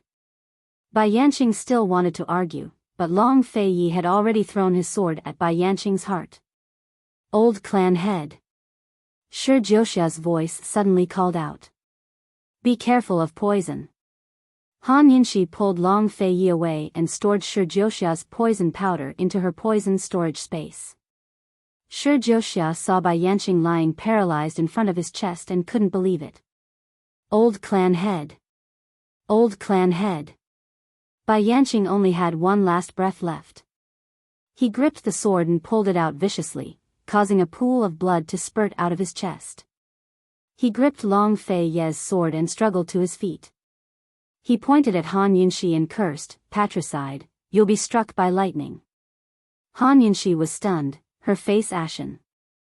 Bai Yanqing wasn't her father, nor did he deserve to be, but blood relations couldn't be changed. At this moment, Long Fei made a grabbing motion and grabbed Profound Frost's sword before viciously kicking Bai Yanqing into the abyss ahead. Old clan head. Shi Jiuxia shouted. Long Fei Yi took Han Yunxi and chased after him. For someone like Bai Yanqing, they had to see his corpse even if he was dead. Halfway through their chase, they saw Bai Yanqing hanging from a tree trunk on the cliff. Long Fei Yi tested him and confirmed that he was no longer breathing. He glanced at Han Yunxi and saw that Han Yunxi was silent. He was still decisive. He cut the tree trunk with his sword and said to Han Yunxi, it's none of your business. I killed him. After watching Bai Yanqing's corpse fall into the abyss and disappear, Long Fei Yi brought Han Yunxi back to the cliff. On the cliff, Shi Jiuxia knelt on the ground in a daze. Su Donglin was still unconscious. Bailey Mingxiang lay on the ground, her face as pale as a corpse. Han Yunxi had already recovered. She strode toward Bailey Mingxiang and quickly detoxified her. After detoxifying her, she fell to the ground. Everything that happened today was going according to plan. However, she didn't know why, but she felt inexplicably uneasy. Long Fei Yi stood beside her and stared at Shi Jiuxia, who wasn't far away. Although there were still many things to do, he would give Han Yunxi enough time. After all, the word patricide was too heavy. Everything seemed to have calmed down. However, no one expected what happened in the abyss at this moment. Chapter 955. At this very moment, an extremely frightening thing was happening in the abyss. Bai Yanqing was clearly dead. He'd been shot in the heart and had fallen from such a high place. Moreover, Long Fei Yi had already confirmed that he wasn't breathing. However, he actually stood up shakily. Yes. He wasn't dead. He would never die. Unless Long Fei Yi could cultivate to the third level of the lustbite energy and combine it with his nirvana powers to control the world's greatest power, no one in this world would be able to kill him. Except for time, except for natural aging, he was invincible in this world. Because he'd already uncovered the secret recipe for the poison sect's legendary poison goo man, he'd raised himself into a poison goo man in a fit of rage after being hurt by love. Thus, Long Fei Ye's lustbite energy was his only nemesis. Even if he had to give up on inciting discord between Eastern and Western Qin, he still wanted Bailey Mingxiang dead. Of course, he wouldn't easily reveal that he was a poison goo man. He didn't want to become the world's enemy, Cloud Realm's public enemy. Besides, one of the poisons needed to break the perplexing butterfly illusion was the poison goo man's blood. Once his secret was exposed, he'd be in big trouble. Breaking the perplexing butterfly illusion required the 5 elements poisons: water, earth, fire, metal, and wood of 10,000 poisons. He also needed the 4 great poisons: poison beast blood, poison corpse blood, beauty's blood, and poison goo man's blood. He controlled the world's only poison goo man's blood. The poison beast blood could be regenerated, the 10,000-year-old poison corpse blood jade could be found, and the beauty's blood could be reproduced. However, the poison goo man's blood was unique. Even if he had the secret recipe for raising a poison goo man, he wouldn't be able to raise a second one. That was because all the poison plants were unique. He'd already used them all back then. When he'd heard about Goo's childhood in Medical City, he'd suspected that Goo had been secretly raised as a poison goo man, which was why he was immune to all kinds of diseases. But after careful consideration, he rejected this idea. He didn't know what kind of physique Goo had, and he wasn't very interested. Now, his enemies were Long Fei Yi and Han Yunxi, the East Qin camp and the Western Qin camp. He was curious whether Han Yunxi couldn't accept her background or whether she knew the truth. That was why she was so determined not to acknowledge him. He didn't mind slowly figuring out everything, playing with them slowly and making the stakes bigger. He wanted to see who would regret it in the end. Bai Yanqing went up the cliff. The cliff was so high that he could not see the end. He could only see a vast expanse of whiteness above his head. There was fog in the abyss. He wiped the blood from the corner of his mouth and turned to leave. His thin figure quickly disappeared into the forest. At this moment, the little thing, which had been in a daze for a long time, finally regained its senses. Heavens, I clearly felt Mama Yunxi's presence just then. Very close. Could it be that the owner of the dark space had gone to find Mama Yunxi? Why is this naughty fellow looking for Mama Yunxi? Does Mama Yunxi know I've been locked up? What was the situation now? It couldn't feel Mama Yunxi again. Lil Thing became irritated and charged forward with all its might into the darkness ahead. However, it was quickly bounced back by an invisible force. Because of the contract, it could not only enter and exit Mama Yunxi's poison storage space, but also sense what was happening outside. But now that it was locked up in the dark space, it couldn't sense anything outside. It could only sense Mama Yunxi's approach. Could it be that Mama Yunxi has left? The more Lil Thing thought, the more uneasy it felt. Unconsciously, it thought of the gentleman. Suddenly, it raised its head and let out a howl. The howl echoed heavily in the large black space, sounding especially desolate. Gentlemen, don't die, all right? Mama Yunxi, where are you? Lil Thing misses you guys? Currently, Han Yunxi and Long Fei Yi were still on the cliff. Long Fei Yi had given Han Yunxi plenty of time, so she didn't tarry for long. Of course Han Yunxi was worried about Lil Thing. Like Gu Beiyue, she suspected that Lil Thing was in Bai Yanqing's poison storage space. She didn't know if the poison storage space would disappear after a person died. She could only deal with the important matters at hand first before looking for Lil Thing. Killing Bai Yanqing was just a means. What came next was their true goal. This was her true resolve from the start. No matter how uneasy her heart was, she had to hide it and endure it. At this point, there was no reason to waste all her previous efforts. She could only keep moving forward. At the very least, she knew she hadn't wronged or disappointed anyone with her choice. She wanted to be together with Long Fei openly. She wanted there to be no more enmity between Western Qin and Eastern Qin. She wanted to join hands with Long Fei to build a new nation. She wanted the land they ruled to be eternally peaceful. Han Yinshi stood up and said coldly, "Shi Jiuxia, tell me, how should this princess silence you?" Shi Jiuxia had killed his way out of the encirclement of female mercenaries and poison guards to find his way here. He'd heard everything Bai Yanqing had said, including the fact that Han Yinshi was Bai Yanqing's daughter. It had to be said that Shi Jiuxia was astonished by all of this. "Han Yinshi, you killed your father," Shi Jiuxia reprimanded. "Bai Yanqing was killed by this crown prince. He slandered my East Qin and sowed discord between Western Qin and Eastern Qin. He deserved to die." Long Fei raged. "It was your East Qin that started the war back then.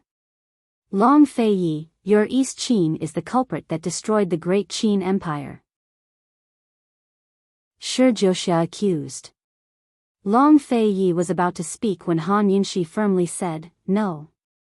Bai Yanqing didn't say that just now." "Shi Jiuxia, you heard wrong. Bai Yanqing said that the enmity between Western Qin and Eastern Qin was instigated by the Feng clan. The enmity between Western Qin and Eastern Qin was just a misunderstanding. The culprit, the Feng clan, was admitted by Bai Yanqing himself." Han Yinshi was lying through her teeth. In fact, she had already prepared these lines. As long as Bai Yanqing was dead, the truth would be determined by her and Long Fei. Even if she had to lie to the world, she would go all out. Seeing Han Yinshi's cold eyes, the originally aggressive Shi Jiuxia was a bit scared and unconsciously took a step back. Of course, he understood what Han Yinshi's words meant. Han Yinshi was warning him to cooperate with their lies, or else they'd kill him to silence him. Shi Jiuxia had always lived in seclusion, wholeheartedly helping Jun Yixia manage the 100 Poison sect. He wasn't very clear about the enmity between Eastern and Western Qin. He had heard that Han Yinshi was a very ruthless woman, but he never thought that Han Yinshi would be this ruthless. Not only did this woman kill her father, she also wanted to deceive both Eastern and Western Qin, deceiving the world. The most terrifying thing was that this woman in front of him didn't have the slightest bit of fear or guilt. Instead, she was so domineering, decisive, and magnificent. What kind of woman was this? Shi Jiuxia was so shocked that he couldn't speak for a long time. Long Fei's sword was already at his neck. Long Fei said, "You don't have much time left. Choose for yourself if you want to die here or continue to lead the 100 Poison sect." This was a combination of kindness and severity. "Elder Shi, do you believe that Bai Yanqing is prepared to sacrifice the 100 Poison sect today? Why would you linger around such a master?" Han Yinshi sneered. "If not for Long Fei's plan, I would have destroyed the poisonous corpse pool. I'll also tell you responsibly that even if the poisonous corpse pool is destroyed, even if I burn down the 100 Poison sect, Bai Yanqing won't come up the mountain." Shi Jiuxia didn't understand the affairs of the world. He didn't know why Bai Yanqing wanted to stay at the pagoda at the foot of the mountain. In fact, he was also very surprised by Bai Yanqing's sudden appearance today. He was so anxious on the mountain that he thought Bai Yanqing wouldn't come. He thought that 100 Poison sect's reputation would be completely lost. He was already dissatisfied with Bai Yanqing's actions today. After hearing Han Yinshi's words, he was somewhat shaken. Seeing the hesitation in Shi Jiuxia's eyes, Han Yinshi pressed on. "Shi Jiuxia, do you think the 100 Poison sect can survive if you die?" As she spoke, she suddenly closed in, narrowed her eyes and warned fiercely, "I promise I'll burn this mountain down. I mean what I say." Long Fei didn't like Han Yinshi getting too close to any man. Before he could pull Han Yinshi back, Shi Jiuxia stumbled back in fright. He stared at Han Yinshi in disbelief. Although he wasn't the head of the sect, he devoted his entire life to the 100 Poison sect. He'd poured his heart and soul into the sect. How could he bear to see the sect destroyed? Long Fei silently lowered his hand and continued to watch as Han Yinshi subdued Shi Jiuxia. If Bai Yanqing died, it wouldn't be easy to convince the people at the foot of the mountain to believe him and Han Yinshi. However, it would be much easier if Shi Jiuxia stepped forward. Shi Jiuxia, I'm a direct descendant of the poison sect and its head. Medical City has already acknowledged my status and cleared the poison sect's name. If you surrender to me, do you think I'll treat you unfairly? I promise you the position of head of the 100 Poisons sect will be yours. Moreover, Medical and Medicine City will never ostracize 100 Poisons sect again, Han Yinshi added. She'd laid out 2 paths for Shi Jiuxia. One was a dead end, while the other was a broad, open road. Shi Jiuxia's heart belonged to the 100 Poisons sect, not Bai Yanqing or Jun Yixie. How could he not be moved? But he was still hesitant. How could there be such a good deal in the world? Would Han Yinshi trust him so much? Wasn't Han Yinshi afraid he'd reveal the truth one day? Before he could probe further, Han Yinshi tossed him a bottle of poison. Coldly, she said, if you don't want to die, drink this poison. I'll only give you the time it takes to brew a cup of tea. Looking at the poison in his hand, Shi Jiuxia felt like a weight had been lifted from his shoulders. He wanted the 100 Poisons sect to survive and become one of Cloud Realm Continent's honorable powers one day. Even more than that, he wanted to continue living well. Without hesitation, Shi Jiuxia downed the antidote in one gulp. He was an expert in poisons, but even he couldn't tell what kind of poison it was. He only knew that it was a poison that flared up on a regular basis. After confirming that Shi Jiuxia had taken the antidote, Han Yinshi exhaled in relief. Every 10 days, I'll have someone give you an antidote. If you're curious about the consequences of the poison, you can give it a try. But you'll definitely regret it. Shi Jiuxia was curious, but Han Yinshi's tone made it impossible for him to test it. Everyone who made poisons knew how terrible it would be to live a life worse than death after the poison acted up. Han Yinshi whistled to summon a poison guard to send the unconscious Su Donglin down the mountain. Bailey Mingxiang recovered her strength after the antidote was cured. She clutched the raging red lotus flame in her sleeve, uneasy, but still came forward. Princess, Your Highness, this servant. Chapter 956. Princess, Your Highness, this servant has failed you. Bailey Mingxiang's heart was filled with apprehension. If she was asked whether she regretted it now, she wouldn't know how to answer. After all, she couldn't bear to watch Su Donglin die without doing anything. Everything had already happened, and Bai Yanqing was dead. Bailey Mingxiang was no longer of any use in this matter. Long Fei didn't say much. He only said indifferently, after we leave the mountain, return to the army. When they left the garrison, Long Fei conferred the military rank of Bailey Mingxiang. After Bai Yanqing's matter was settled, she naturally had to return to the army and stay at her post. Although she was reluctant, Bailey Mingxiang still secretly sighed in relief. She knew better than anyone that leaving them was the greatest redemption in her life. Redemption for herself. Red Lotus Raging Fire. Bailey Mingxiang whispered, wanting to return the item. However, Han Yinshi said, no need. Keep it for self-defense. You may not be safe with Bai Yanqing dead. Only the heavens knew if Bai Yanqing had told others about their dual cultivation. Long Fei had created so many misunderstandings and created so many rumors about Bailey Mingxiang. Once Bai Yanqing revealed the matter, there would be many people in the world who wanted Bailey Mingxiang's life. Thank you, Your Highness. Bailey Mingxiang bowed. After hesitating for a moment, she still said seriously, Princess, please take care of yourself. Mingxiang won't be able to serve you in the future. Han Yinshi finally realized that this was a long separation. Bailey Mingxiang was going to return to the army.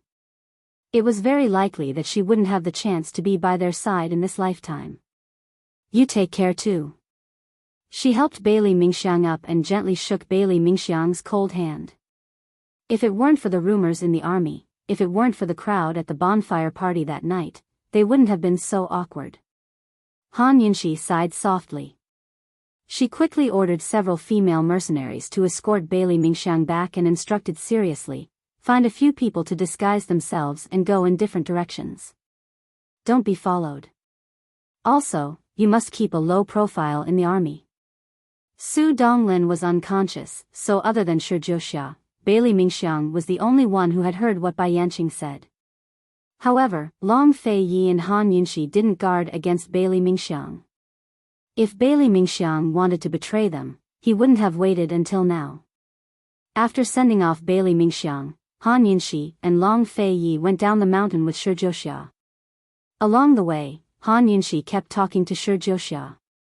Long Fei Yi didn't interrupt and listened quietly. Long Fei Yi noticed that Han Yunxi's eyes were downcast. She was in a bad mood. After killing Bai Yanqing and getting the truth, as long as they could convince the people at the foot of the mountain, there would be no more hatred between Eastern and Western Qin. There would be no insurmountable gap between them.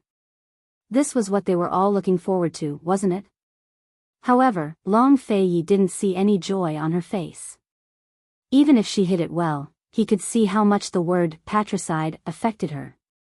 At this moment, most of the people at the foot of the mountain stood up and waited. They didn't know what was going on. Even the disciples of the 100 Poisons sect didn't know what was going on. What's going on? Are they fighting? Who won? Are they still fighting? Where are they? How long are they going to fight? Long Fei Yi and Han Yunxi can't beat Bai Yanqing if they work together, right? Can anyone say something? Where's Elder Shi? Come out and say something. Many people couldn't wait and started shouting. However, most of them were nobodies. The real big shots didn't say anything and just sat there quietly, waiting. For example, Mu Qingwu and the people from Eastern and Western Qin. They couldn't figure out why Bai Yanqing was indifferent when Long Fei Yi and Han Yunxi attacked 100 Poison sect. However, when Bailey Mingxiang and Su Donglin led the poison corpses up the mountain, Bai Yanqing immediately chased after them. What was going on? Although Bailey Qiyu knew about Bailey Mingxiang's fake dual cultivation, he didn't know much about it. He wasn't smart enough to figure out that it was Long Fei Ye's plan to lure Bai Yanqing up the mountain. Neither Eastern and Western Qin nor Mu Qingwu were worried about the outcome of this battle. They were confident in Long Fei Yi and Han Yunxi. They only hoped that Long Fei Yi and Han Yunxi would quickly capture Bai Yanqing and come down the mountain to confront the grudges between Eastern and Western Qin. Soon, Long Fei Yi and Han Yunxi appeared in front of the crowd. Step by step, Long Fei and Han Yunxi descended the mountain, then ascended the battle stage. Shi Jiuxia followed them and stood next to them. For a moment, everyone was dumbfounded. The few people who were sitting also stood up. As for Mu Qingwu, he forgot about everything else when he saw Han Yunxi. She was the only one in his mind. Bailey Qiyu had long known about His Highness and Han Yunxi's relationship. He was most concerned about the grudges between Eastern and Western Qin. He remembered that His Highness and Han Yunxi had promised to meet on the battlefield if necessary. Bailey Qiyu was the first to speak. Your Highness, where is Bai Yanqing? Long Fei Yi remained silent, but it was Shi Jiuxia who spoke. Everyone, I am Shi Jiuxia, the head of the 100 Poisons Sect's Elder Council. Bai Yanqing hasn't joined the 100 Poisons sect yet, but I am already a disciple. Bai Yanqing is both a descendant of the Poison sect and the Feng clan, but he has always concealed his identity. No one in the 100 Poisons sect knows of his origins until today when I heard Bai Yanqing arguing with Western Qin's princess and East Qin's crown prince. Only then did I know the truth. As soon as these words came out, the noisy crowd quieted down. But Shi Jiuxia's next words were like a bomb that sent the crowd into an uproar. Bai Yanqing has already died by the East Qin crown prince's sword. His corpse lies in the abyss behind Mount Dayang. Dead? Bai Yanqing's really dead? This, Cloud Realm Trade Consortium's third elder immediately asked, Your Highness, why didn't you escort Bai Yanqing down the mountain? Back then, we agreed to question Bai Yanqing and confront East Qin about the civil war. Bai Yanqing wasn't killed by this princess. You should ask the East Qin crown prince that question, Han Yunxi replied. Third elder shot a questioning look at Long Feiyi, but Long Feiyi ignored him and pretended not to notice. Shi Jiuxia looked towards the other elders of the consortium and said, Everyone, there's no need for a confrontation between Eastern and Western Qin anymore. The civil war in the Great Qin Empire wasn't the fault of either Western Qin or East Qin. It was. Before Shi Jiuxia could finish, someone in the crowd cut him off. Elder Shi, you're quite the busybody, aren't you? Since when did you have a say in the enmity between Eastern, Western Qin? Neither master of Eastern, Western Qin is in a rush, so why are you? What a joke. His words were full of sarcasm. But the crowd was puzzled as well. Shi Jiuxia was an elder of the 100 Poisons sect and a true manager. What right did he have to stand here and speak? He'd led the 100 Poisons sect disciples to commit so many crimes that it was already good enough that he hadn't become public enemy number one. Shi Jiuxia was a man of character, but he remained as steady as empty tie. He retorted, What's this big brother's background? Why are you meddling in other people's business? What's the rush? That person wasn't from East Qin or Western Qin, so he had nothing to say. But Bailey Qiyu couldn't take it anymore. Cold, he asked, Shi Jiuxia, who do you think you are? You don't have a say in the affairs of Eastern, Western Qin. The civil war was instigated by East Qin with ulterior motives. What the hell do you know? What nonsense are you spouting? Get out. Shi Jiuxia lived up to his reputation as an elder. He remained calm and said seriously, I don't have the right to comment on the grievances between Eastern, Western Qin, but as an elder of the 100 Poisons sect, I have the right to denounce Bai Yanqing. I want to announce everything Bai Yanqing has done to the public. Everyone quieted down after he said that. Shi Jiuxia's reason was sufficient. Back then, the grievances between Eastern and Western Qin were instigated by the Feng clan. They slandered East Qin for destroying the dam to protect the iron mine. They even spread rumors and slandered the East Qin heir. East Qin was instigated by the Feng clan to attack them, but the Feng clan blew the matter up and caused a misunderstanding between the two royal families. Today, Bai Yanqing, as the former sect master of the 100 Poisons sect, did not hesitate to sacrifice the 100 Poisons sect to sow discord between the Western Qin princess and the East Qin crown prince. As the head of the Elder Council, I must announce this matter to the public. At this point, the crowd couldn't be any quieter. Everyone had a complicated look on their faces. Who would have thought this would happen? No one dared to believe it. Shi Jiuxia paused before adding, if this one hadn't seen Bai Yanqing arguing with the East and West Qin masters in the mountains and revealed the truth, I and the 100 Poisons sect disciples would still be in the dark. Bai Yanqing stood at the foot of the mountain and allowed the Eastern, Western Qin masters to attack the 100 Poisons sect because he wanted to wait for the two of them to descend the mountain. He wanted to use the confrontation between Eastern and Western Qin to provoke the two royal families in front of everyone. At this point, everyone's doubts about Bai Yanqing's decision to not go up the mountain were resolved. Many people began to believe Shi Jiuxia's words. Even some in the Eastern, Western Qin camp began to consider the possibility that the Feng clan had instigated a civil war. Shi Jiuxia stepped forward and bowed to the crowd. Everyone, Shi Jiuxia, am indebted to the Princess of Western Qin for sparing my life. From now on, I am willing to overthrow the entire 100 Poisons sect, turn over a new leaf, and join the Poison sect. Today, I will expose Bai Yanqing's true colors and expose the Feng clan's scheme. I hope that everyone here will give the 100 Poisons sect a chance to turn over a new leaf. The huge venue was incomparably silent. No one cared about the 100 Poisons sect. Everyone was shocked by the truth of the conflict between Eastern, Western Qin. No one was right or wrong between the Eastern and Western Qin. In the end, it was all a misunderstanding. How was this possible? After all, the feud between the two royal families had lasted for 3 or 4 generations. If Shi Jiuxia had defended Eastern, Western Qin from the start, no one would have believed him. Instead, they would have suspected that he'd been bribed. However, if Shi Jiuxia denounced Bai Yanqing as an elder of the Hundred Poisons sect and exposed Bai Yanqing, the effect would be different. At least half of the crowd would believe him. A complicated look flickered past Bailey Chiyu's eyes, but he didn't speak. He felt that something was off, but he couldn't put his finger on it. Meanwhile, Cloud Realm Trade Consortium's old fox wasn't so easy to fool. Cold, Third Elder said, Shi Jiuxia, why should we believe you? Shi Jiuxia wasn't easy to deal with.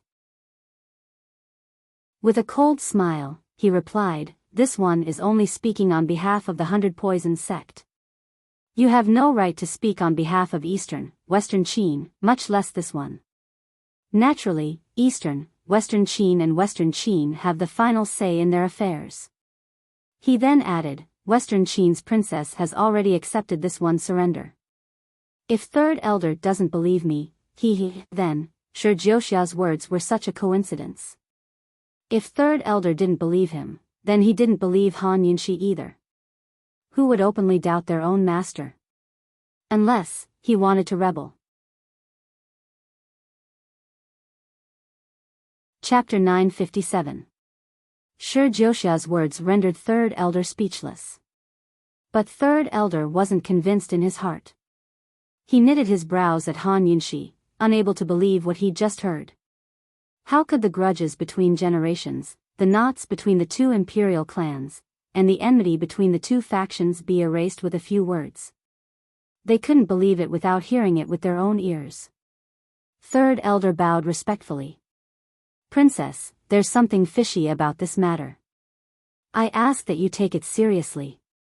Third Elder was smart enough not to openly oppose Han Yunxi or question Han Yunxi. Instead, he used persuasion to express his suspicions. Han Yunxi had already established her authority among myriad merchant hall's elders, but she wasn't completely intimidated by Cloud Realm Trade Consortium's Council of Elders. No one dared to refute her words yet. Still, Han Yunxi wasn't stupid. She didn't want to start a fight with Third Elder and become a joke to the world. She said seriously, Third Elder's words are very true. There were many people present just then, not just me. The East Qin Crown Prince, the Bailey Army's Miss Ming Xiang, the head of the East Qin Shadow Guards, Su Donglin, the Hundred Poisons Sect's Elder Shi, the Hundred Poisons Sect's disciples, and this princess's poison guards and mercenaries were all present. This princess wouldn't have misheard or made a wrong judgment. The people Han Yunxi listed all belonged to the two factions, so they could all be witnesses. As soon as she said this, apart from the two camps, most of the outsiders present believed this result. After all, who wouldn't want revenge after such a huge feud between nations? If not for the truth, how could Long Fei Yi and Han Yunxi have made peace so easily? Thus, there was still plenty of discussion around them. Everyone was shocked by the truth and grew nervous. After all, the truth was going to change the balance of power in Cloud Realm Continent. If Han Yunxi and Long Fei Yi weren't husband and wife, then even if East and West Qin didn't have any enmity between them, Western Qin and Eastern Qin would still fight for supremacy in Cloud Realm Continent. It was impossible to restore the peace of the Great Qin era. However, the original relationship between Han Yunxi and Long Fei Yi made the current situation more uncertain. If Han Yunxi and Long Fei Yi didn't intend to mend their relationship, then the two of them would still be enemies after all. If Han Yunxi and Long Fei Yi reconciled, would Eastern and Western Qin cooperate? And after the cooperation between Eastern and Western Qin, would there be people in the two camps who would be dissatisfied and take the opportunity to establish their own factions? It could be said that Han Yunxi and Long Fei Yi's union would decide the future of Cloud Realm Continent for the next few years. It was even possible that it would decide its future. While the outsiders were thinking about the future, the people from both camps were still fixated on what had happened today. In fact, their unwillingness to accept the truth was greater than their suspicions. Unlike the Western Qin camp, Long Fei Yi had absolute control over the East Qin camp. Bailey Qiyu had his doubts, but he didn't dare say a word. He decided to ask his little sister later and find out what was going on. This was too big a matter for him to handle. He couldn't interfere with His Highness's decision, so he had to discuss it with his father first. The elders of Cloud Realm Trade Consortium exchanged glances. They didn't know that Han Yinshi had gone to Long Fei Ye's camp as a hostage, nor did they know that Han Yinshi and Long Fei Yi were working together now. Still, they couldn't accept the grudges between the two imperial clans being settled so easily. Third Elder didn't question Han Yinshi's answer, but he didn't accept it either. Instead, he remained silent. The truth had been revealed, the misunderstanding cleared, and the enmity dissolved. This should have been a cause for celebration, but aside from the discussions of the outsiders, no one from either camp showed any signs of excitement. The atmosphere wasn't good at all. There was a limit to what outsiders could say. What really affected the big picture were the opinions of the two camps. Seeing Bailey Chiyu and the other elders silent, everyone felt that something was off and quieted down. Mu Qingwu looked at the couple on stage and thought, if this world belongs to them, what's there for me to refuse to accept? The Cloud Realm Trade Consortium elders assumed that Bailey Chiyu would stand up and say something, but he didn't say a word. It was as if he completely agreed with Shi Jiuxia's words. Keeping quiet wasn't a solution either. The elders finally lost their cool. If only it was Master Ning, third elder sighed with emotion. There's definitely something wrong here. Just then, the princess was the only one on the mountain. Everyone else was from East Qin. Could the princess have been tricked by them? Fourth elder said worriedly. Just where is Master Ning? If he was kidnapped, he should have come to extort money by now. Third elder fretted. But. Fifth elder hesitated before he said seriously, the two of you, if there's something fishy about this matter, the East Qin Crown Prince should have been able to tell. Moreover, Bai Yanqing has no reason to fake the truth. Third elder and fourth elder became even more silent after hearing this. After all, the enmity between East Qin and West Qin wasn't one-sided. Western Qin hated East Qin, but both sides insisted that it was the other side who started the civil war and destroyed the peace of the past. A woman like Han Yinshi might be tricked, but how could Long Fei Yi make such a huge mistake? If this wasn't the truth, how could Long Fei Yi, the East Qin Crown Prince, let Western Qin off so easily? How could he write off the enmity of the past so easily? The third elder and the fourth elder looked at each other and agreed with the fifth elder's thinking. However, this wasn't enough to convince them of the truth. At this critical moment, in front of everyone, the elders couldn't question Han Yinshi or go against Han Yinshi. However, if they didn't say anything now, Han Yinshi wouldn't listen to them after this. Old third, how about we make a statement? Just say this matter. Just say that we'll discuss this matter another day and have the princess come back with us. Fourth elder lowered his voice. Third elder also had this plan. As long as they delayed this matter and didn't make a statement today, they wouldn't need to acknowledge this debt in the future. Actually, taking 10,000 steps back, even if there was no enmity between the two royal families, they still had to create enmity. Otherwise, if Han Yinshi and Long Fei Yi reunited, how could Western Qin compete with East Qin for Cloud Realm Continent? Han Yinshi was a woman rarely seen in 100 years, but no matter how good her skills were, she couldn't compare to a man like Long Fei Yi. While the elders were hesitating, Long Fei Yi opened his mouth. He stood high up on the battle stage, looking around at the crowd. His deep and cold eyes seemed to look down on the world. As expected of Long Fei Yi, a single look from him was enough to intimidate everyone present. Third elder who was about to speak couldn't help closing his mouth. Long Fei Yi said, in the past, Great Qin had internal strife and the country was destroyed. The two royal families had enmity for over 100 years and today, the truth has been revealed to the world. In the past, the internal strife between the Eastern and Western Qin royal families was caused by the Wind Clan's instigation. Today, this prince has personally killed the Wind Clan's descendant, Bai Yanqing. However, this enmity has yet to be avenged. Bai Yanqing's disciple, the 100 Poisons sect master, Dreamy Xia, has come to Northernly, coveting our southern fertile lands. Long Fei Ye's words stopped here. The entire crowd was silent. Everyone's eyes were focused on him, waiting for him to continue. After getting rid of Bai Yanqing, Dreamy Xia was naturally the target of public criticism. How to deal with Dreamy Xia was what he was most concerned about. However, Long Fei Ye's next move caused the entire crowd to boil. He took Han Yunxi's hand, intertwined their fingers, and raised it high. What did this mean? Actually, there was no need for words. These tightly intertwined fingers meant that Long Fei Yi and Han Yunxi were reunited. They would join forces to deal with Dreamy Xia and deal with Northernly.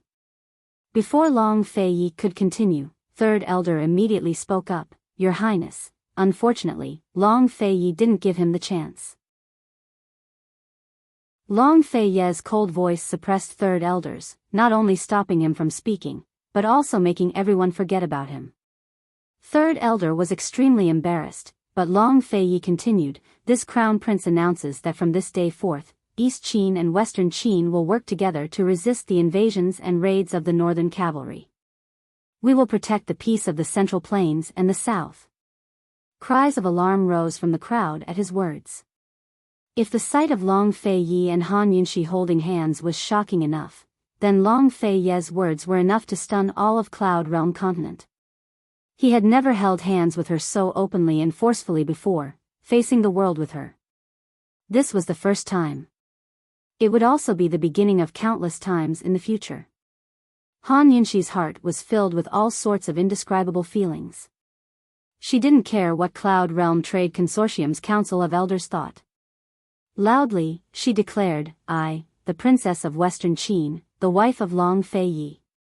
From this day forth, I will join hands with him to resist the enemy and create a new golden age for Great Qin." The cries of alarm grew louder at her words. Some even cheered for Han Yunxi. What other confession could surpass these words? What other confession could be so domineering and powerful? What other kind of confession could be so emotional? What other woman could be braver and more resolute than Han Yunxi? Han Yunxi looked at the vast crowd, steady and calm.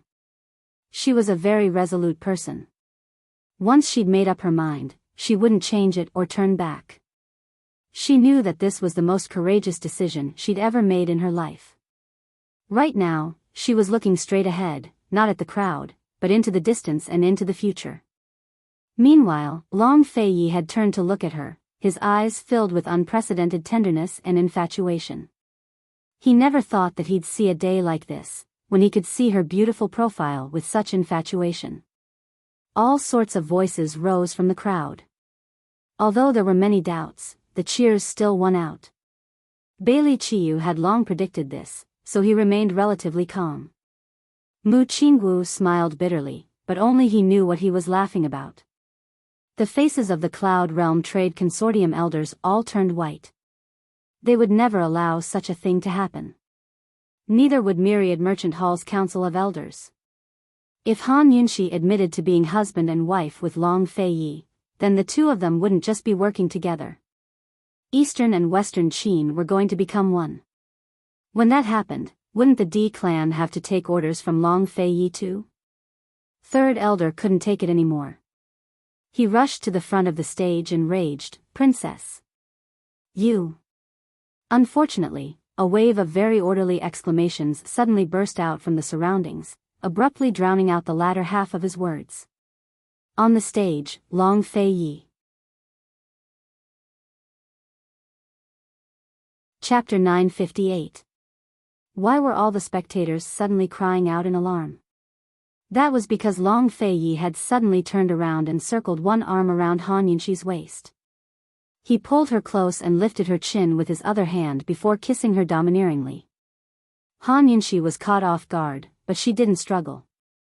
Her arms quickly circled around Long Fei Yi's waist, enjoying his domineering kiss as she responded to him. And as soon as she did, he became even more unbridled as he plundered her. His kiss deepened and grew more intense, treating the hundreds of people around them like air. If this was any other time, Han Yunxi would have avoided it. But she'd long forgotten everything now. She did her best to respond to Long Feiyi, afraid that he'd think it wasn't enough. Afraid that he'd be dissatisfied, afraid that she'd fail to live up to his passion. Amidst wave after wave of surprised cries, Han Yunxi and Long Feiyi embraced each other and kissed passionately. They controlled the world and were under the gaze of the world, but in this moment, they'd forgotten all about the world. They only had eyes for each other. They were each other's world. Cloud Realm Trade Consortium's elders were all stunned, including Third Elder. They'd lived for so long, but had never seen such a bold move. Just what were these two planning? Even Bailey Chiyu couldn't keep his cool. In his impression, His Highness wasn't an open-minded man, but rather a conservative one. Could it be that he'd been seduced by Han Yunxi? There was only one person in the crowd who didn't look up at the stage, and that was none other than Mu Qingwu. His head was lowered as he stared at his feet. The ones who should be bashful were the two shameless people on the stage, but Mu Qingwu's ears had turned red. He didn't dare to look at the stage. Fortunately, everyone was focused on the stage, or else young General Mu's innocence would become the biggest joke of the 100 Poisons sect battle. Thinking back to those days, how much determination had it taken for him to run around the streets for Mu Luyue? Long Feiyi and Han Yunxi kissed for a very, very long time. They kissed until they almost couldn't breathe, but Long Feiyi let go of her. After giving each other some time to breathe, they immediately kissed again. If they continued to kiss, Han Yunxi was afraid that someone would lose control. Fortunately, he still stopped. Long Feiyi let go of Han Yunxi's lips and pulled her into his arms before turning to face the crowd. This time, everyone immediately quieted down. A man of action never liked to talk nonsense. What he did just now was to tell everyone, especially the Eastern and Western Qin factions, that he was determined to get Han Yunxi. The alliance between the Eastern and Western Qin factions was also inevitable. Bailey Chiyu remained silent until the very end. The other elders of Cloud Realm Trade Consortium had yet to recover their wits, especially Third Elder. He stood in front of the stage in a daze, as if he'd forgotten what he was here for. Long Fei had no time to waste here. He was about to take Han Yunxi away when a middle-aged man dressed as a soldier suddenly walked out from behind the group of Cloud Realm Trade Consortium elders. This was none other than Ning Cheng's most trusted Deputy General Shui. His armor was quite eye-catching, and the D character on his chest was even more eye-catching. Even if no one recognized him, they could tell that he was a representative of the D clan's military. Your Royal Highness, this soldier refuses to accept the truth that Bai Yanqing gave us. Neither do the Ning clan troops. This soldier earnestly requests that your Royal Highness distinguish between personal feelings and matters of state. Don't mix personal feelings with matters of national vengeance. If you're tricked, you'll lose face for Western Qin's imperial clan. His words were very direct. Soon enough, everyone quieted down. Han Yunxi looked at Deputy General Shui with a complicated look in her eyes. She always knew that the real problem wasn't Cloud Realm Trade Consortium, but the Ning clan troops. Businessmen valued profits, while soldiers valued loyalty. The old foxes in the Council of Elders knew how to judge the situation and know when to advance or retreat. But the Ning clan troops wouldn't compromise so easily. Once Deputy General Shui stepped forward, he'd probably stop fearing her status as a princess. The Ning clan troops obeyed Ning Cheng, not her. Han Yunxi guessed right, because Deputy General Shui's next words were very blunt. Long Feiyi, why did you bring Bai Yanqing down the mountain for a confrontation? Why did you kill him with a single blow? Do you have a guilty conscience? Are you afraid that Bai Yanqing will tell you the truth? You didn't kill Bai Yanqing to silence him, did you? Actually, everyone present could guess that possibility. But almost everyone felt that Long Feiyi and Han Yunxi had no reason to do so. The enmity between Eastern and Western Qin was their family's grudge. Long Feiyi and Han Yunxi had once been irreconcilable enemies because of this. How could they join forces to deceive themselves and the rest of the world? They were the ones who wanted revenge, not everyone else. In the end, they were just spectators. Your Royal Highness Princess, you can't let down Western Qin's imperial clan and the D clan's loyalty. Your Royal Highness Princess, you mustn't be fooled by Long Fei Yi. Long Fei Yi's been using you this entire time. Can't you tell? Your Royal Highness Princess, just what did Bai Yanqing say? You know what's going on in your heart. You have to have a clear conscience. A few of the elders grew agitated as well, throwing caution to the wind to admonish her. Han Yinshi knew things wouldn't go so smoothly, but she always assumed that Cloud Realm Trade Consortium and the D clan's military would question her in private. She never expected the military to challenge her in public. Was this the rhythm of a rebellion? If she insisted on joining forces with Long Fei Yi today, would the Ning clan troops really rebel?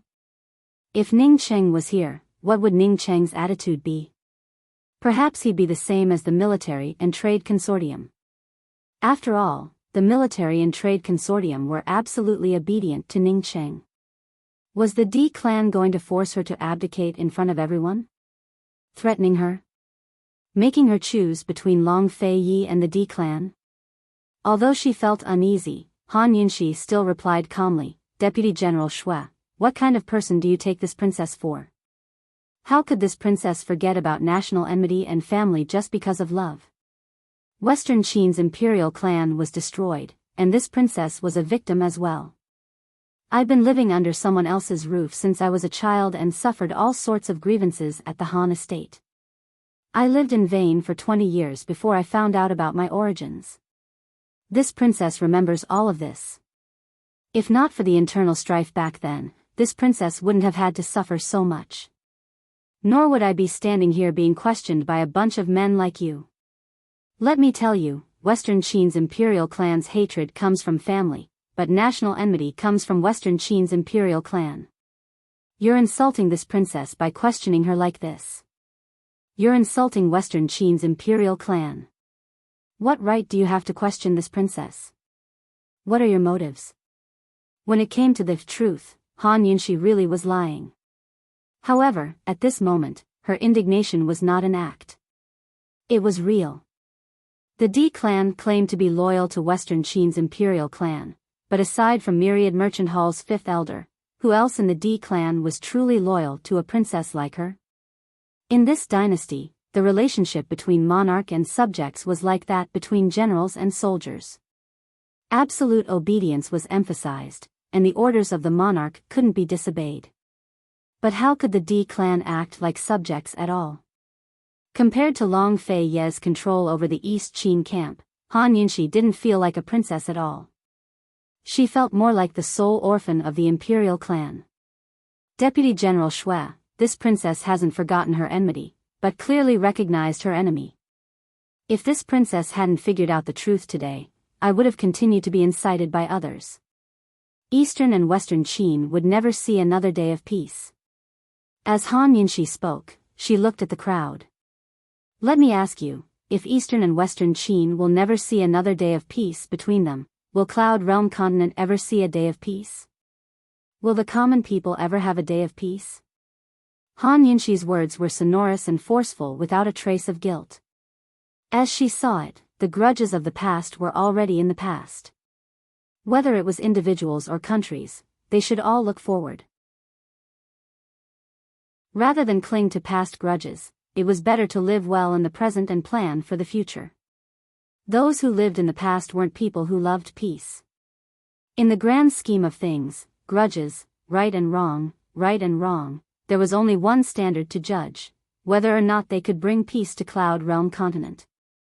Cloud Realm Continent had always been a single entity that belonged to the Great Qin Empire. Only people with selfish motives would haggle over past grudges and national enmities. The common people didn't care about such things. They only wanted peace, stability, and peace. With such beliefs and perseverance, Han Yunxi looked down at everyone present, calm and collected. Very soon, cheers rose from the crowd. Mu Qingwu had long raised his head to look over, a smile tugging at his lips. Aside from his secret love for Han Yunxi, he admired her even more. It had to be said that Han Yunxi's words had struck a chord with his heart. As a soldier, he'd always believed that the true meaning of protecting the country wasn't hatred, but the peaceful lives of the common people. Too many people used the pretense of protecting the country and maintaining peace as a pretext to start wars, but they were actually seeking power for themselves. In this aspect, Mu Qingwu had clashed with his father many times. Although he'd been lectured and disappointed countless times, he still held fast to his beliefs. Today, hearing the woman he admired speak such righteous words, the admiration in Mu Qingwu's heart quietly turned into worship. Just like how he worshipped Long Feiyi, he now respected Han Yunxi even more. Long Feiyi looked at Han Yunxi in surprise as well. He hugged Han Yunxi tighter to tell her that he agreed with her words. Han Yunxi was both righteous and intelligent. Once she raised the topic to the level of Cloud Realm peace, Deputy General Xue would only fall into an unjust trap if he kept arguing. Who would have thought that Deputy General Xue would neither argue nor obey? Instead, he bowed and said, "Farewell," before turning around and leaving. As soon as he left, the other deputy generals followed closely behind him, along with the elders of Cloud Realm Trade Consortium. They didn't even bid farewell to Han Yunxi. Watching their backs, Long Feiyi murmured, "The D clan will definitely rebel." A complicated look flitted past Han Yunxi's eyes. The D clan's power was equivalent to the entire Western Qin faction. If they rebelled, wouldn't the world fall into chaos? "I won't be polite," Long Feiyi said. He didn't even need to send a single soldier to deal with the D clan. With Myriad Merchant Hall's current situation, he could easily cut off the D clan's source of income. As long as their source of income was cut off, they'd only be able to last a year at most. "Long Feiyi, no matter what, we can't waste our time with the D clan. Jun Yi Xia and the Northern Dynasty's emperors are both watching us," Han Yunxi said seriously. Chapter 959. How could Han Yunxi and Long Feiyi know that the dead Bai Yanqing was actually still alive? If it was just the D clan's rebellion, it wouldn't have been a big deal to Long Feiyi. Although Han Yunxi had taken care of Myriad Merchant Hall's gambling house and auction house, these two businesses were now in their hands. As long as Long Feiyi's Kangan private bank stopped working with the auction house's business would plummet. As for the gambling house, it had just opened in the few days they'd been at 100 Poison Sect. As long as the inside story of the new casino was leaked, it would basically be ruined. The 700 million taels Myriad Merchant Hall had paid for the deed would basically go down the drain. With Myriad Merchant Hall's current financial resources, they had to bear all kinds of losses to survive the harsh winter while also paying for the D clan's various expenses, especially the Ning clan's. At most, they could only last for a year. Once war broke out, they might not even last a year due to the high cost of military supplies during the winter. When marching to war, rations and fodder came first. Without sufficient military supplies, they would lose half the battle. What could the D clan use to fight Long Feiyi? Han Yunxi understood all of this. However, she was worried about Northern Li and Emperor Kongcheng. "Don't worry, Jun Yi Xia and Emperor Kongcheng will never make peace. Jun Yi Xia won't be able to send troops south this year." Long Feiyi's grasp of Northern Li's political situation was very precise. In order to protect Little Yi, Helian Zuixiang had already agreed to all of noble consort Zhao's requests and exposed Bai Yanqing and Jun Yi Xia's many years of conspiracy in front of the Northern Dynasty's emperors. The Northern Dynasty's emperors had previously cut off Jun Yi Xia's military pay, so they were sure to make a big move soon. Of course, Jun Yi Xia had another way to get his military pay, and that was to work with the D clan in secret. If it was in the past, the D clan might have had the financial resources to support Jun Yi Xia. But now, the D clan could hardly even protect themselves. In a sense, Long Feiyi and Han Yunxi still had to thank Gu. If not for Gu sacrificing Golden Wing Palace's interests, messing up the three-way black market's casino and Myriad Merchant Hall's auction, they might not have been able to completely control the D clan's financial resources. After hearing Long Fei Ye's words, Han Yunxi came to her senses. How could she forget that when she was still in the D clan's army, Long Fei Yi had already held Northernly in check? He had enough military strength and financial resources to contend with the D clan. At that time, the D clan had been defeated and lost many cities. The reason Long Fei Yi took the initiative to make peace was all for her sake. Now, if the D clan rebelled, it would not be good in terms of military strength or public opinion. Why would the D clan do this? If they wanted to be loyal to Western Qin, shouldn't loyalty to Western Qin begin with loyalty to her, the princess? Long Fei Yi, is there any other way? If the two armies go to war, it will be a waste of manpower and resources, Han Yunxi asked in a low voice. Long Fei Yi chuckled. Fool, if you and I join hands, the D clan will completely become our subordinates. How could they be willing to accept that? These words enlightened Han Yunxi. It turned out that not believing the truth was just an excuse. The D clan was worried that if she joined hands with Long Fei Yi, the D clan would be suppressed forever and might even be swallowed up by the East Qin camp. Therefore, even though they knew they could not resist, they would still fight to the end. Han Yunxi smiled. So, they are worried that I can't win against you and Western Qin will be controlled by him in the end? If the two of you join hands, I won't touch a single one of your soldiers, Long Fei Yi said simply. He had always given Han Yunxi, not demanded. I believe you, but they won't. Han Yunxi was a little helpless. Perhaps I should go back to three-way black market and do my best to make an issue out of Myriad Merchant Hall to avoid a war. Myriad Merchant Hall's elders were much cleverer than Cloud Realm Trade Consortium's elders and Deputy General Shui. If the two sides worked together smoothly, they could make a move against Jun Yixia immediately. If things didn't go well, he didn't know how things would develop. Long Fei Yi, give me a bit more time, Han Yunxi murmured. In the end, she still didn't have full control over the D clan. Everyone present was still waiting. Everyone present was a reputable figure and no fool, so they could tell that the Western Qin camp was at odds with each other. Many of them had been hoping to see a fight break out, but the D clan's representatives had already left. If the Western Qin camp was at odds with each other, then the cooperation between Western Qin and East Qin wouldn't go smoothly. There was bound to be a good show in the coming days. Many busybodies were looking forward to it. Young General, I'm afraid the D clan has ulterior motives, Mu Qingwu's guard murmured. Mu Qingwu glanced at him but didn't say anything. Like Long Tianma, he couldn't figure out why his father had gotten involved in the 100 Poisons sect battle this time. Father had borrowed Emperor Kong Cheng's hand to stir up such a scene. Why? Everything here was basically over, but he couldn't figure out anything. Actually, as he saw it, the enmity between Western Qin and Eastern Qin wasn't unresolvable. Even without exposing the Wind Clan's instigation, Long Fei Yi and Han Yunxi could sit down and negotiate a deal. Why couldn't they just bury the hatchet with a smile?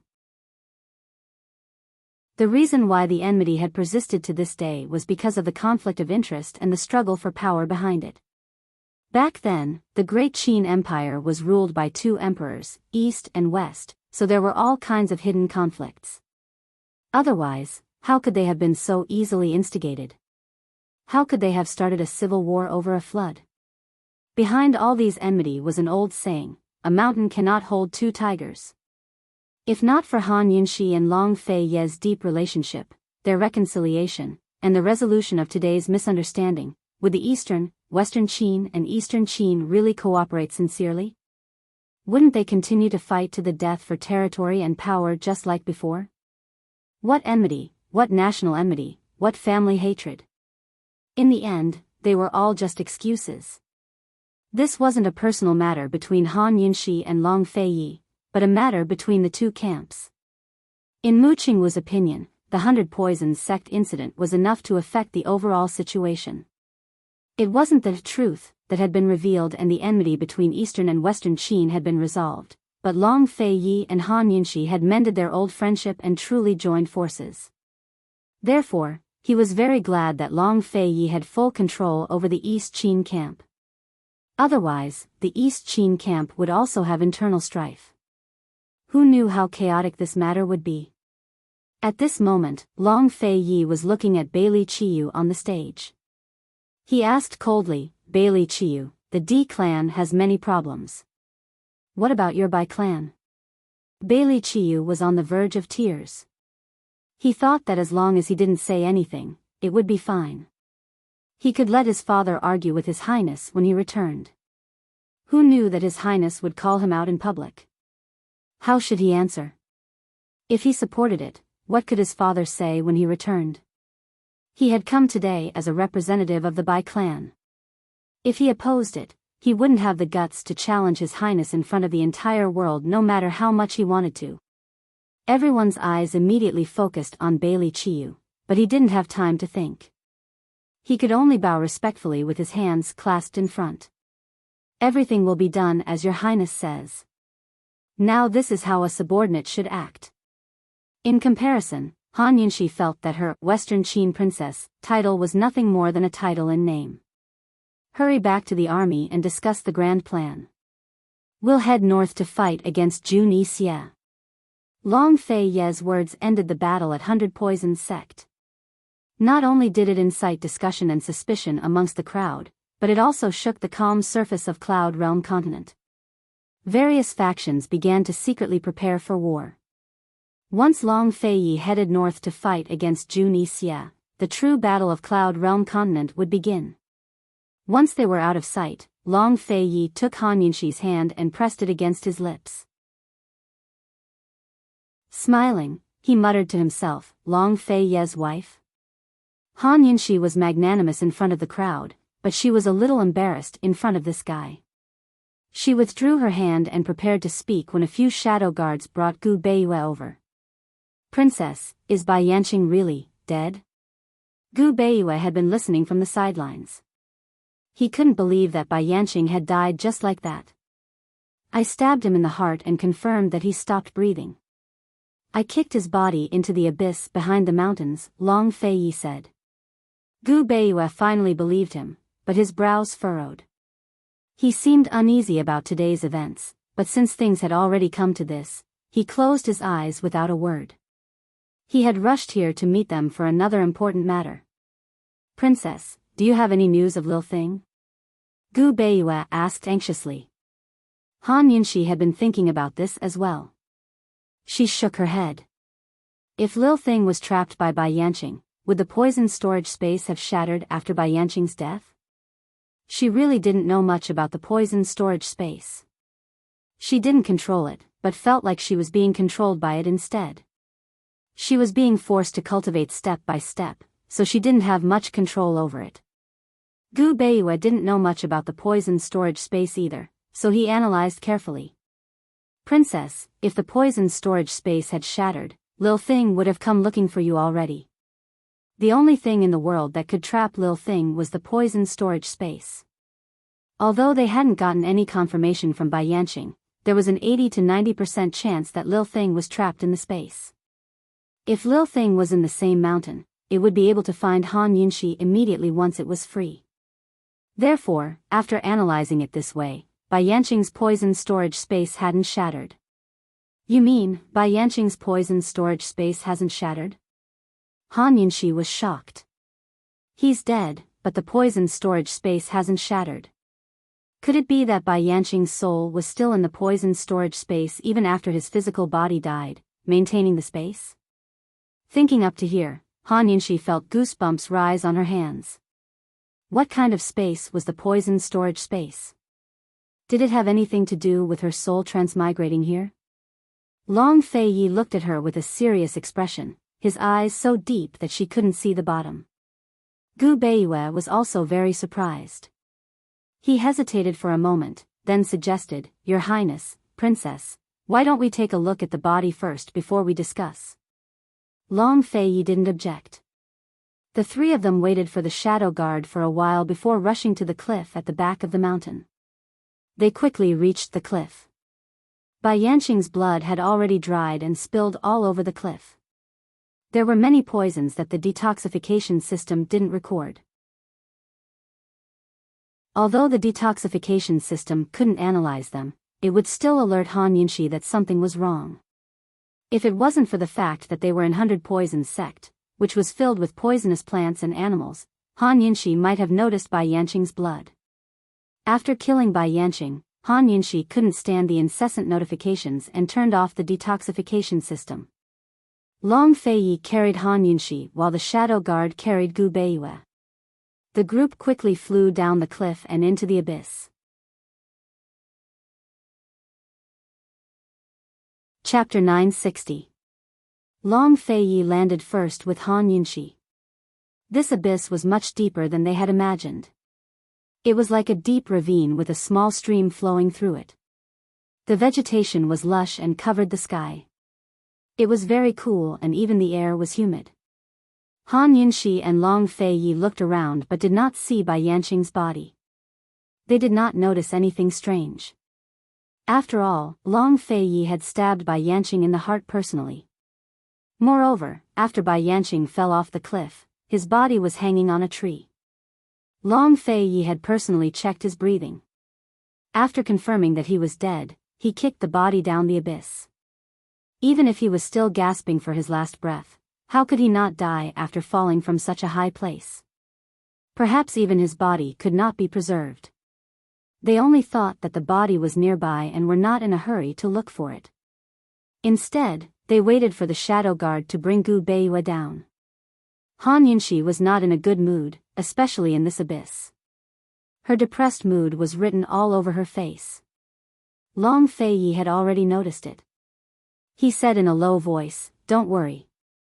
You didn't kill him." He knew that what she could not let go of was the word patricide. At that time, even he did not expect that Bai Yanqing would say something like that and acknowledge his daughter at that time. Perhaps Han Yunxi could no longer stay calm from then on. Han Yunxi looked at Long Feiyi and asked, "I told you to kill him, right?" She was indeed not calm at that time and could not think. Now that she thought about it, she forgot what she said to Long Feiyi at that time. Long Feiyi remembered very clearly that when Bai Yanqing acknowledged his daughter, Han Yunxi was stunned for a long time. In the end, she said to him, "I only trust you in this world. What are you hesitating for?" She did not have the heart to kill her father. She refused to admit that she had a father like Bai Yanqing. Long Feiyi held her hand tightly. "Han Yunxi, you just have to remember that you didn't kill him. I killed him. Back then, the Wind clan joined forces with the Black clan and the D clan to destroy my East Qin. I have to settle this debt." Back then, the East and West Qin had a grudge. However, the Black clan was the one who truly destroyed the Western Qin royal family and the Wind was the East Qin royal family.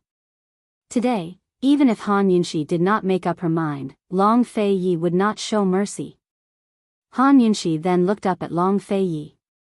Long Feiyi said again, "Bai Yanqing is not your father. You are not the Han Yunxi of the Han family." "No. He is." Before Han Yunxi could finish, Long Feiyi interrupted her. He said, "Why did Madame Tianxin hide her identity and marry into the Han family? Why did she have a difficult birth? Bai Yanqing clearly knows your identity, but he still refuses to acknowledge you. Don't you think this is too strange? He acknowledged you as his daughter at a time of life and death. Do you really believe his words?" Although Long Feiyi's words were comforting, they were not without reason. Han Yunxi looked at him as if she wanted to say something. However, in the end, she did not say anything. She was reflecting if she had been too impulsive. With Bai Yanqing dead, who would know about Madame Tianxin's past? What if Bai Yanqing was not her father? Then who was her father? Was he alive or dead? Where could she find out? Han Yunxi was silent. Long Feiyi did not say anything either. He held her hand and interlocked his fingers with hers. Actually, words were the most powerless. A hug or a tight grip was actually more reassuring. They waited for a while before the shadow guard brought Gu Beiyue down. Have you found the body? Gu Beiyue asked seriously. We were waiting for you. The body should be nearby. Let's split up and search, Long Fei Yi said calmly. Gu Beiyue only needed to glance at Han Yunxi to know that something was wrong with her emotions. A faint smile flitted across his lips. Long Fei Yi was not waiting for him. He was clearly giving Han Yunxi time to calm down. It had to be said that Long Fei Yi and Han Yunxi's actions regarding the 100 Poisons sect incident were rather impulsive. Gu Beiyue did not say much. Although they had been impulsive today, there was no better way. Judging from the way Bai Yanqing had waited at the foot of the mountain for so long, no matter what the truth between East and Western Qin was, Bai Yanqing would definitely sow discord in front of everyone. Cloud Realm's situation had developed to this point. Long Fei Yi and Han Yunxi had reached this point. If they didn't use this opportunity to find a reason to cooperate, what would happen between East and Western Qin after Bai Yanqing's death? Very soon, they split up to search for Bai Yanqing's body. However, when they walked around the area, they all panicked. Bai Yanqing's body was nowhere to be seen, including in the shallow stream. Only a pool of blood could be seen not far away. Your Highness, are you sure Bai Yanqing is dead? Gu Beiyue's originally pale face was now so pale that there was no trace of blood. If Bai Yanqing wasn't dead, then the situation was serious. However, Long Fei Yi and Han Yunxi's expressions were even uglier. Long Fei Yi said seriously, I personally checked his breathing. He's no longer breathing. A sword to the heart. At this point, Long Fei Yi seemed to have thought of something and stopped abruptly. Hadn't there once been a person who had been stabbed in the heart with a dagger? Hadn't that person also lived well? Seeing Long Fei Yi's strange behavior, Gu Beiyue asked anxiously, what's going on? After confirming that he's dead, let's search again. Even though Long Fei Yi was facing Han Yunxi and Gu Beiyue, he didn't reveal Gu's secret. All right. Gu Beiyue didn't pursue the matter. They went south and north respectively, searching almost the entire deep stream. It wasn't until the next morning that they reunited at the same spot. Could the body have been stolen? Han Yunxi could only think of this possibility. She saw with her own eyes that Bai Yanqing's heart had been stabbed.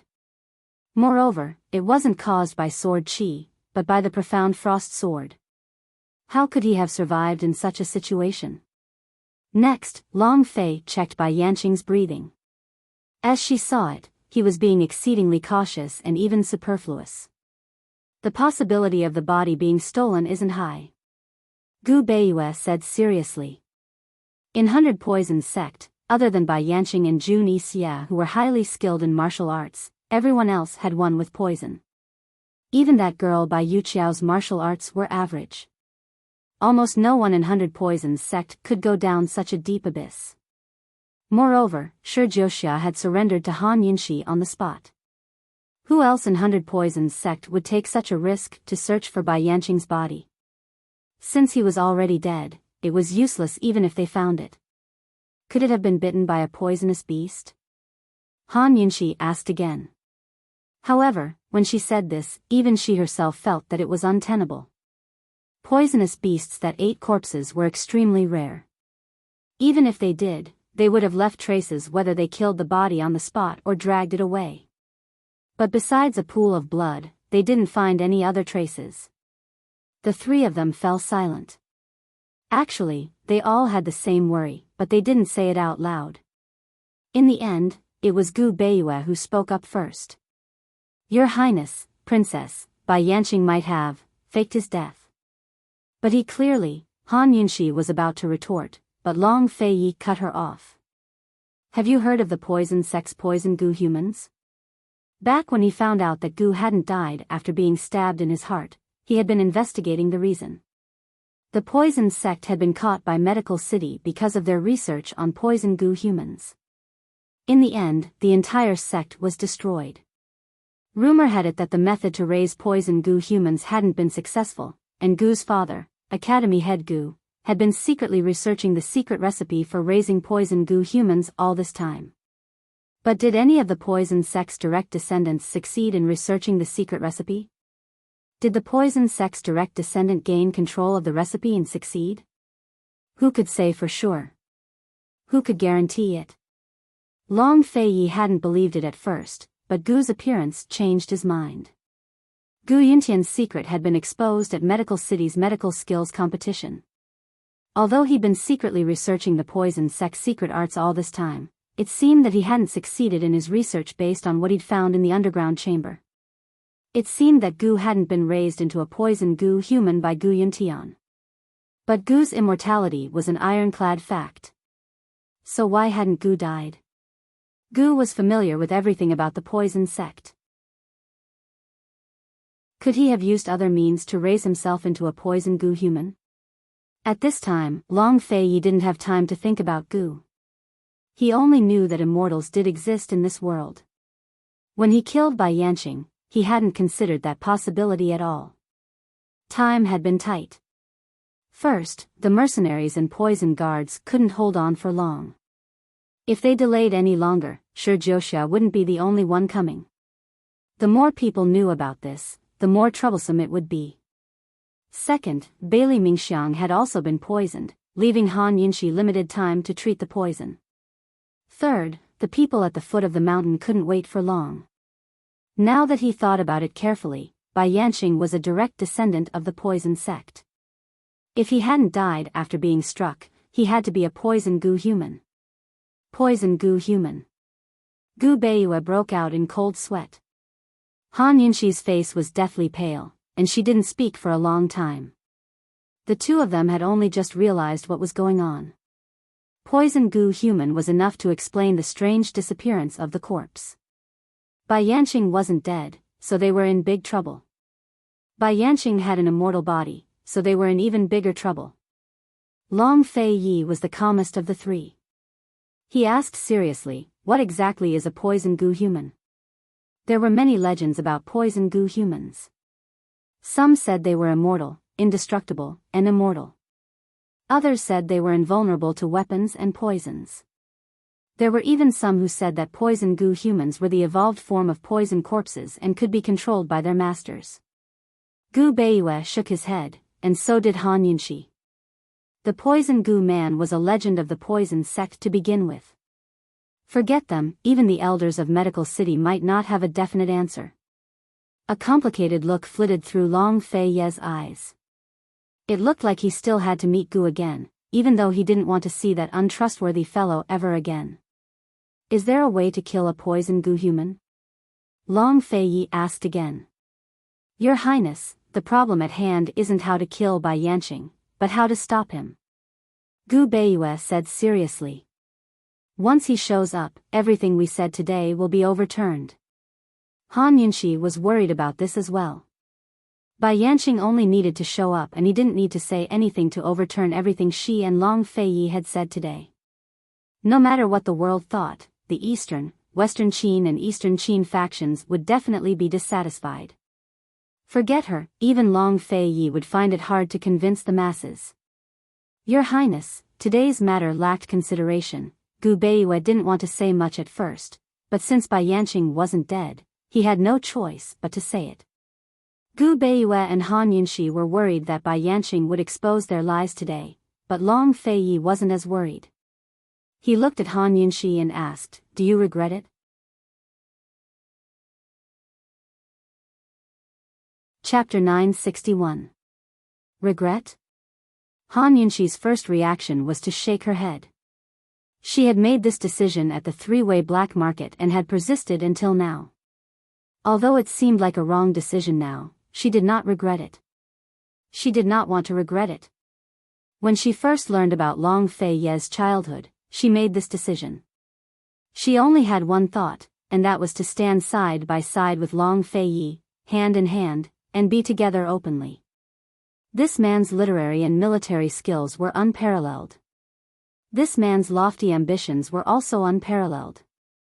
This man had suffered unimaginable hardships as he grew up. She loved him, respected him, and felt sorry for him.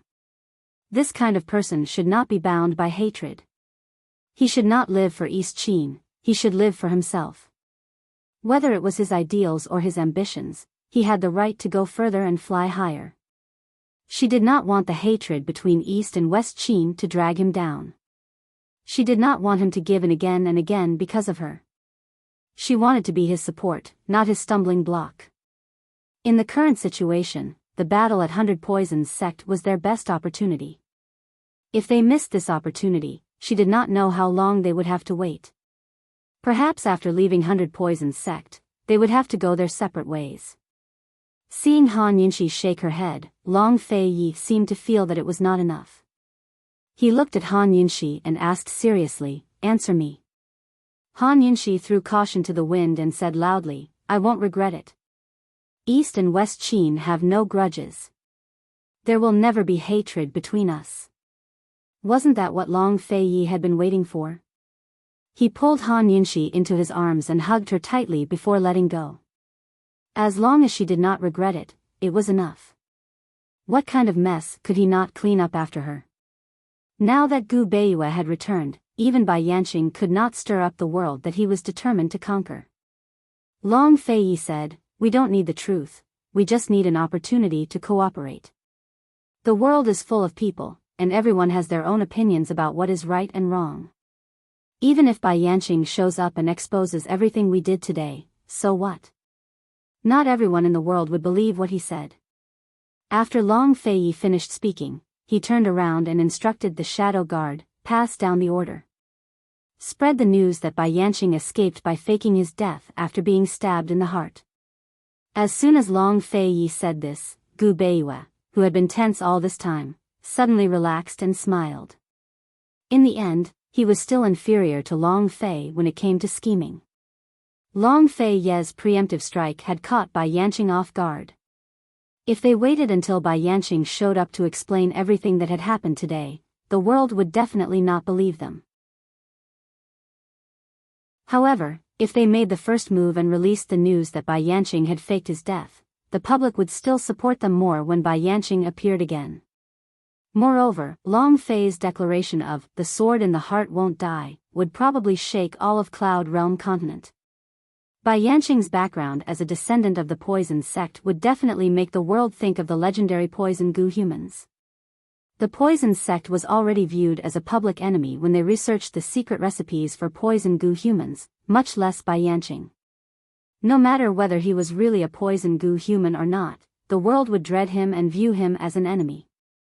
No one would believe him so easily. Han Yunxi's heart also settled back into her chest. She had to admit that Long Fei Ye's move was ruthless and ruthless. She could already imagine how much Cloud Realm continent would stir up once the news got out. As the Poison sect head, she had to fan the flames a bit. Send orders to the Poison sect to remove Bai Yanqing from the list of direct descendants, Han Yunxi instructed. The guard hesitated before asking, "Princess, that's all?" "That's all. There's no need to say anything else. Leave it to the world to guess." Han Yunxi's gloomy mood suddenly brightened. Now it looked like she didn't need to bear the crime of patricide. Bai Yanqing and she were both direct descendants of the Poison sect, so naturally there would be people who would suspect their relationship. If she used her status as sect head to remove Bai Yanqing's name now, she could prevent Bai Yanqing's notoriety from affecting the Poison sect that had just been rehabilitated. Secondly, if Bai Yanqing came to acknowledge his daughter, she could interrogate him properly. If necessary, she didn't mind placing righteousness before family and cutting ties with Bai Yanqing in front of the world. "Your Highness, Princess, the most important thing right now is to stabilize the D clan and find a way to neutralize the Poison Gu humans. Since there's a secret art to nurture them, there must be a secret art to neutralize it," Gu Beiyue said seriously.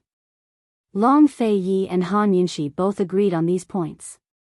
After weighing the pros and cons, finding a way to neutralize the Poison Gu humans was even more urgent than stabilizing the D clan. Before, they hadn't known that Bai Yanqing was a Poison Gu human, so they hadn't sensed the threat. Now that they knew the truth, they still felt lingering fear.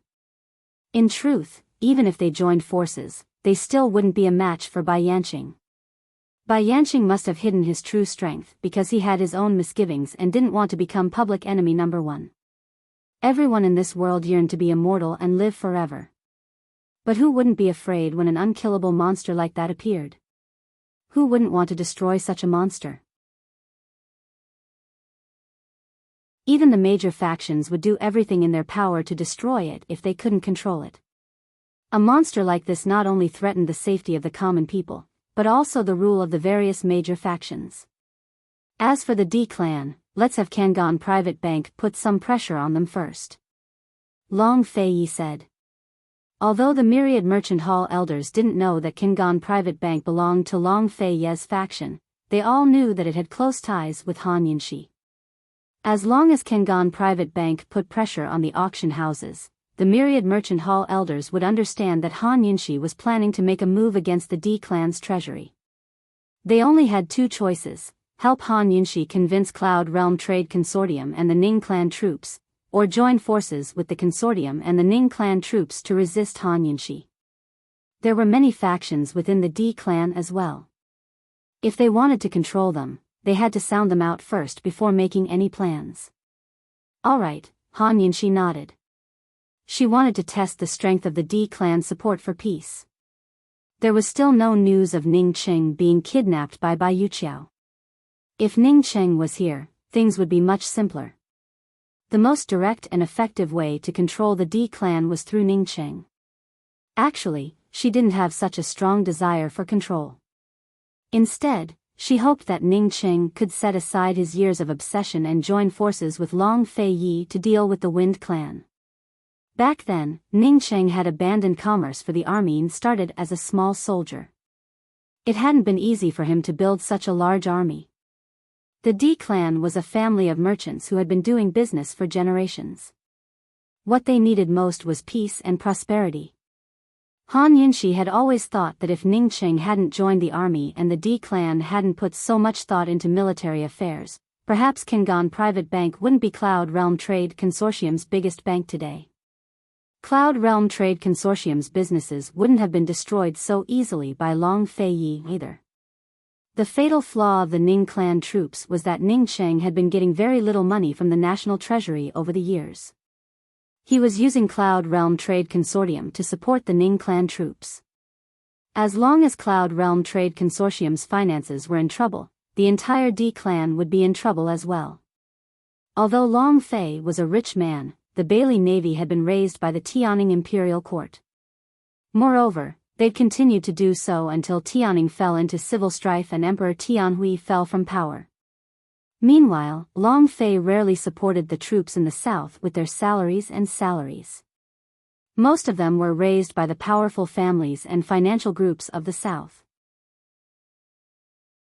Long Fei had the ability to balance out the checks and balances between the aristocratic families and financial groups, so he didn't have to submit to anyone's whims.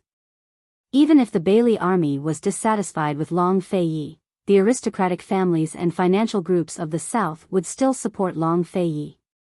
The only problem between the aristocratic families and Long Fei now lay with her. Still, it wasn't to the point of falling out.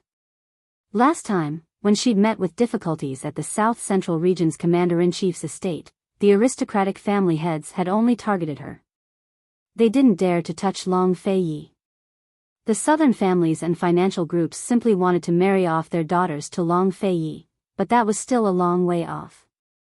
At the very least, they still had to rely on Long Fei to conquer the world and rely on the Long Fei to provide them with all sorts of favorable conditions. They didn't dare to challenge Long Fei yet. If the Bailey army rebelled, Long Fei still had the southern armies. The Bai clan would cling to the grudges between eastern and western Qin, but the aristocratic families and financial groups of the south wouldn't. What they wanted was tangible benefits. Compared to Long Fei, Ning Qing lost because he didn't spread out the risks. The D clan had succeeded because of wealth, so it was likely that they'd lose because of it too. They didn't even need to use a single soldier to keep the D clan in check. All they needed to do was keep Myriad Merchant Hall in check. They'd probe the D clan first while putting the poison goo humans at the top of their list. But that wasn't an easy task. How were they supposed to understand a monster like that? Let's take a trip to the poison sect's forbidden grounds, Gu Beiyue said seriously. Han Yinshi thought for a moment before she suddenly exclaimed, the poison sect's sacrificial altar, the wordless steel. Back in the poison sect's forbidden grounds, she'd accidentally stumbled upon the poison sect's sacrificial altar and seen an ancient and mysterious wordless steel. Later on, she'd dreamed of that place. In her dreams, she'd seen words appear on the steel, which recorded the cultivation methods of the poison storage space. But there were so many words that she couldn't read them all. She only remembered that there were 3 levels to the poison storage space and how to cultivate them. Would there be an introduction to the poison goo humans on the steel? Or perhaps some other secret of the poison sect? Or perhaps, they could find some clues from the sacrificial altar? Han Yinshi didn't believe that Bai Yanqing had created the poison goo human secret on his own. He must have discovered something in the poison sect's forbidden grounds and obtained some sort of inheritance. Han Yinshi told Long Fei Yi and Gu Beiyue about this. Long Fei Yi immediately decided, we'll head to the poison sect's forbidden grounds immediately. Gu Beiyue nodded. It was about time for him to make a trip back to Medical City. I'm afraid the little thing is still with Bai Yanqing, Han Yinshi sighed. It would have been better if she hadn't brought it up, but now that she did, she missed the little fellow dearly. Gu Beiyue's gaze softened. He missed it too. That day, Han Yinshi met with Shi Jiuxia and arranged for a few poison guards and mercenaries to be stationed at 100 Poison Sect. At the same time, she inquired about Bai Yuqiao's whereabouts. Shi Jiuxia had received Bai Yuqiao's letter, but it didn't reveal her whereabouts. Han Yinshi gave Shi Jiuxia a year's time to reform 100 Poisons Sect and give up on the trade of poisons. She told him to think of a way out for 100 Poisons Sect himself. She also said that if 100 Poisons Sect didn't turn over a new leaf after a year, she would disband it. After settling matters with 100 Poisons Sect, Han Yinshi and the others set off for Medical City in secret. Before Long Fei Yi boarded the carriage, he gave them 3 secret orders.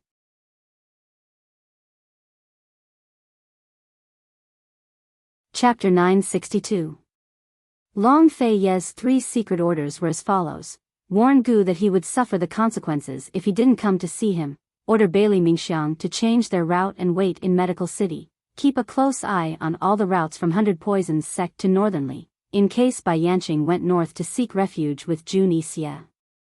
Medical City was northeast of 100 Poisons Sect, and was where 100 Poisons Sect would pass on their way to the land of 3 roads. Long Fei Yi had been very cautious this time. Bai Yanqing had an undying body. If he wanted to take revenge, Long Fei Yi wouldn't be able to deal with him, no matter how strong his martial arts were. Thus, Long Fei Yi eliminated 5 teams of Shadow Guard and disguised them as 100 Poison Sect's members, heading in different directions. Meanwhile, he, Han Yinshi, and Gu Beiyue only took a few poison guards with them.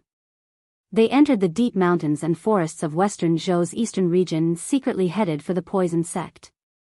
At the very least, their mission at 100 Poison Sect had been a success. Disregarding everything else, discovering Bai Yanqing's undying body was their greatest reward. It was hard to imagine what would have happened if they hadn't known about Bai Yanqing's secret.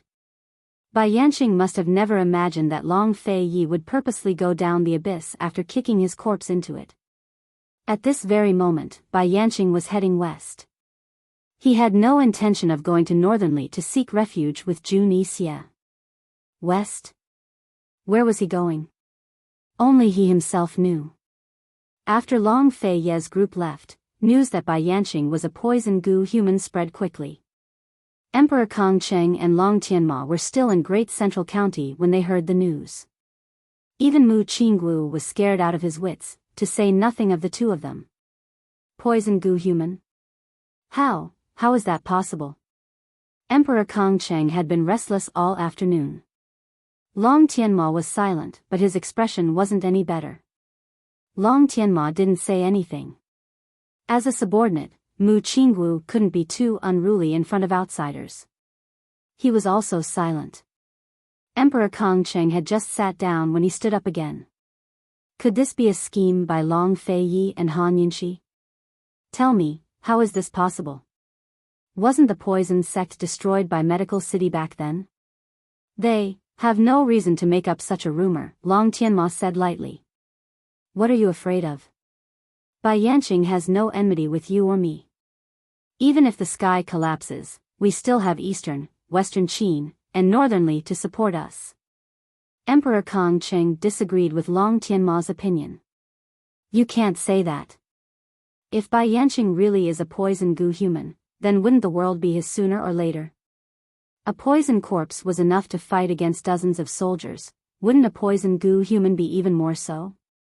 If Eastern, Western Qin, and Northern Li are destroyed, we won't be able to protect them either. Let's just wait and see. In truth, Long Tianma was also somewhat apprehensive. At this point, he no longer had much ambition. He only wanted to protect his little piece of land in Tianan, avoid war, and live in a corner. He'd only recently discovered that General Mu's ambitions weren't small. However, he still didn't understand why General Mu wanted to make such a big deal out of 100 Poison sect. This morning, Emperor Kong Cheng had probed him many times, but he'd only brushed him off half-heartedly. In the end, Emperor Kong Cheng hadn't brought up the matter until news of the poison goo human arrived. It's getting late. We must take our leave. Long Tianma rose to his feet. Emperor Kong Cheng didn't linger. After saying a few words of farewell, he walked Long Tianma to his residence. Long Tianma was about to board his carriage when he suddenly remembered something. He smiled. Since Western Zhou and Tianan are going to advance and retreat together, why don't we continue our marriage ties? Emperor Kong Cheng was overjoyed. Long Tianma only had one empress and no children. When he said marriage ties, he meant that he wanted Western Zhou's princess to be married off to Tianan. Excellent. Excellent. Emperor Kong Cheng nodded with a smile. Having a princess in Tianan would serve as an informant. At the same time, it would strengthen the relationship between the two countries. Western Zhou's emperor used to be full of ambition, but after experiencing so many battles, especially against the imperial clans of Eastern and Western Qin, he'd long since retreated. His thoughts were the same as Long Tianma's. He wanted to live in seclusion and have the country prosper. Western Zhou and Tianan were separated by the forces of Eastern and Western Qin. Neither Western Zhou nor Tianan could surpass the forces of Eastern and Western Qin and face them head-on. Since there was no direct conflict between the two countries, marriage ties were the best way to stabilize their relationship. Western Zhou's princess married off to Tianan wouldn't be ostracized or guarded against. Emperor Kong Cheng wasn't an easy person to deal with. He'd inquired about the situation of Tianan's empress, Mu Luiyue. Now that he heard Long Tianma's suggestion, he could more or less sniff out the secret struggle between Long Tianma and General Mu's estate. He was certain that Western Zhou's princess would be favored by Tianan. She might even give birth to Tianan's first heir. Emperor Kong Cheng immediately agreed and promised to marry Western Zhou's Princess Dehi to Long Tianma as his consort. Princess Dehi's full name was Duanmujin. She had just turned 16 and was the daughter of an imperial concubine. She was the youngest princess of Western Zhou and the daughter Emperor Kong Cheng doted on the most after Duanmuyao. A few years ago, Emperor Kong Cheng had been waiting for Duanmujin to come of age so that he could marry her off to Chu Tianin to keep the Chu clan in check. He hadn't expected the Chu clan to rebel so quickly. It was rumored that before Duanmuyao was expelled from the imperial clan, she'd suppressed Duanmujin quite a bit. Now that Duanmuyao and the empress were both in trouble, the little princess had become Emperor Kong Cheng's favorite. Long Tianma didn't know who Duanmujin was, much less what she looked like. He didn't care about any of that. When he returned to the palace this time, he was going to face the selection of consorts. He needed a noble consort who could suppress Mu Luiyue. Since General Mu wanted to cooperate with Western Zhou, a Western Zhou princess was the perfect candidate. Long Tianma and Emperor Kong Cheng's meeting went smoothly. Both of them were delighted and exchanged a few more words in low voices before parting. Mu Qinggu stood behind Long Tianma. His heart was heavy as he listened to the marriage proposal. Liyue had already caused quite a ruckus in the palace because of the selection. He didn't even dare to report it. If news of the marriage proposal got back, heaven knows what kind of chaos would ensue in Tian's harem. Mu Qinggu suddenly didn't want to go back, but he had to escort Long Tianma back and ask his father about certain things. Long Feiyi and Han Yinshi left, as did Emperor Kong Cheng and Long Tianma. Everyone else left as well. In less than 3 days, news of Bai Yanqing being a poison goo human spread throughout Cloud Realm continent, leaving everyone in a state of panic. Many of the great clans wrote a joint letter requesting a clear explanation from Medical City. The Medical Academy and the Poison Sect issued a joint statement admitting to the matter and expelling Bai Yanqing from the Poison Sect. Jun Yixia soon learned of the news as well. The secret missive in his hand fell to the ground as he fell to his knees. His master had chosen to return to the 100 Poisons sect instead of coming to Sky River to find him, which was already a disappointment. He never expected Bai Yanqing to tell him the truth about the Great Qin Empire, or that Bai Yanqing had already turned him into a poison goo human. He had studied poisons with Bai Yanqing and asked him more than once about the poison sect's poison goo human secret arts. Every time, Bai Yanqing's reply was, "I don't know." Just what was Bai Yanqing planning to do by hiding it so deeply? He'd called Bai Yanqing master for so many years, but Bai Yanqing had no feelings for him at all. Poison goo human, what a poison goo human. Very good, very good. As he muttered to himself, he suddenly raised his head and roared, "Bai Yanqing! You lied to me." The resentment in his heart finally exploded. Jun Yixia was so angry that his eyes turned red. "Bai Yanqing, my black clan will break all ties with you. We're irreconcilable." Jun Yixia spent an entire night calming himself down and convincing himself to forget about their master and disciple relationship. No matter what Bai Yanqing wanted to do, they would be enemies if they ever met again. At daybreak, Jun Yixia went to find Ning Cheng. After all, he had more important matters to attend to. Long Feiyi and Han Yinshi had reconciled, but how could Eastern and Western Qin still be allies? It was as if they had become a family.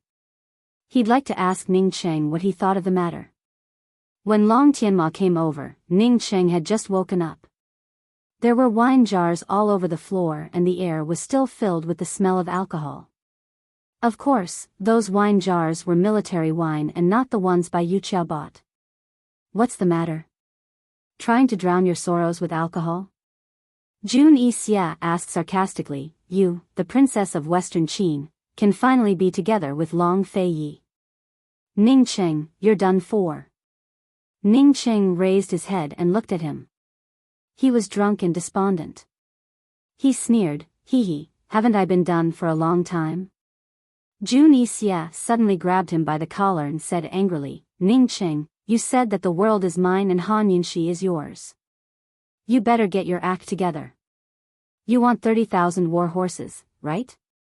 I'll give them to you right now."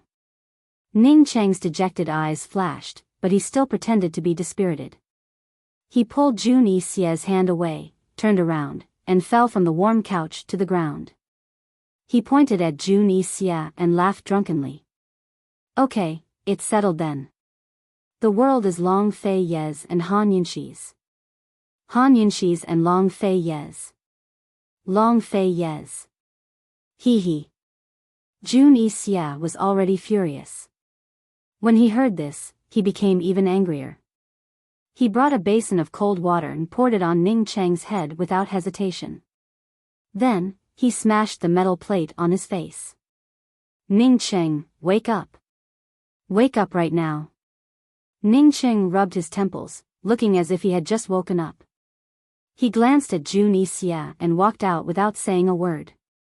"Stop right there," Jun Yixia said coldly. Ning Cheng kept walking forward. These days, he and Jun Yixia were in a deadlock. Jun Yixia didn't give him any war horses, and he didn't give Jun Yixia any military pay. Ning Cheng, write a letter to Myriad Merchant Hall immediately and have the Ning clan army prepare. I'll give you the 30,000 war horses of Sky River City. Jun Xie said generously. Jun Xie had just said these words. Ning Cheng had been putting on an act all this time to completely dispel his doubts. Jun Xie didn't immediately bring up the matter of military pay. In other words, Jun Xie had accepted his previous condition. He would only provide military pay if the war horses were successfully controlled by the Ning clan army. Otherwise, there was nothing to talk about. Okay. Ning Cheng didn't look back, nor was he happy. Instead, he had a complicated expression. He hadn't been drunk last night. Instead, he had been thinking all night about who he should write to in the D clan. This letter was very difficult to write. Jun Xie would definitely keep an eye on it. He pondered for a while and finally thought of someone. This person was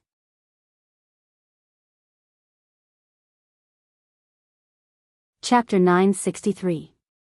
The person Ning Cheng was thinking of was none other than Myriad Merchant Hall's fifth elder. Unlike the other elders, fifth elder was absolutely loyal and obedient to Western Qin's imperial clan. Ning Cheng couldn't guarantee what the letter would do once it reached fifth elder's hands, but he believed it would be better in his hands than in anyone else's. At the very least, fifth elder wouldn't be too rash and impulsive. That way, they could buy some more time. As long as Bai Yuqiao's banknotes reached Myriad Merchant Hall's Council of Elders, everything would be easy to handle. Under Jun Xie's watchful gaze, Ning Cheng quickly picked up his brush. Every word of the letter was difficult to write.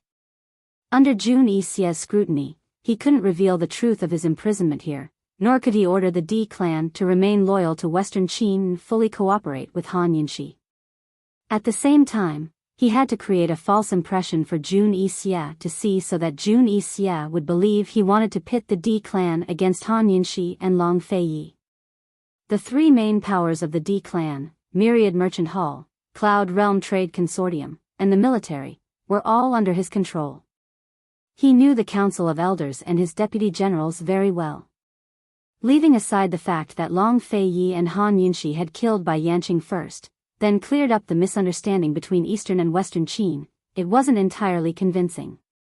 Even if Bai Yanqing claimed in front of the world that the Wind and Black clans were the ones who instigated the civil war in the Great Qin Empire, none of the D clan elders would believe him. They wouldn't want to. They were just as stubborn when it came to vengeance as he was.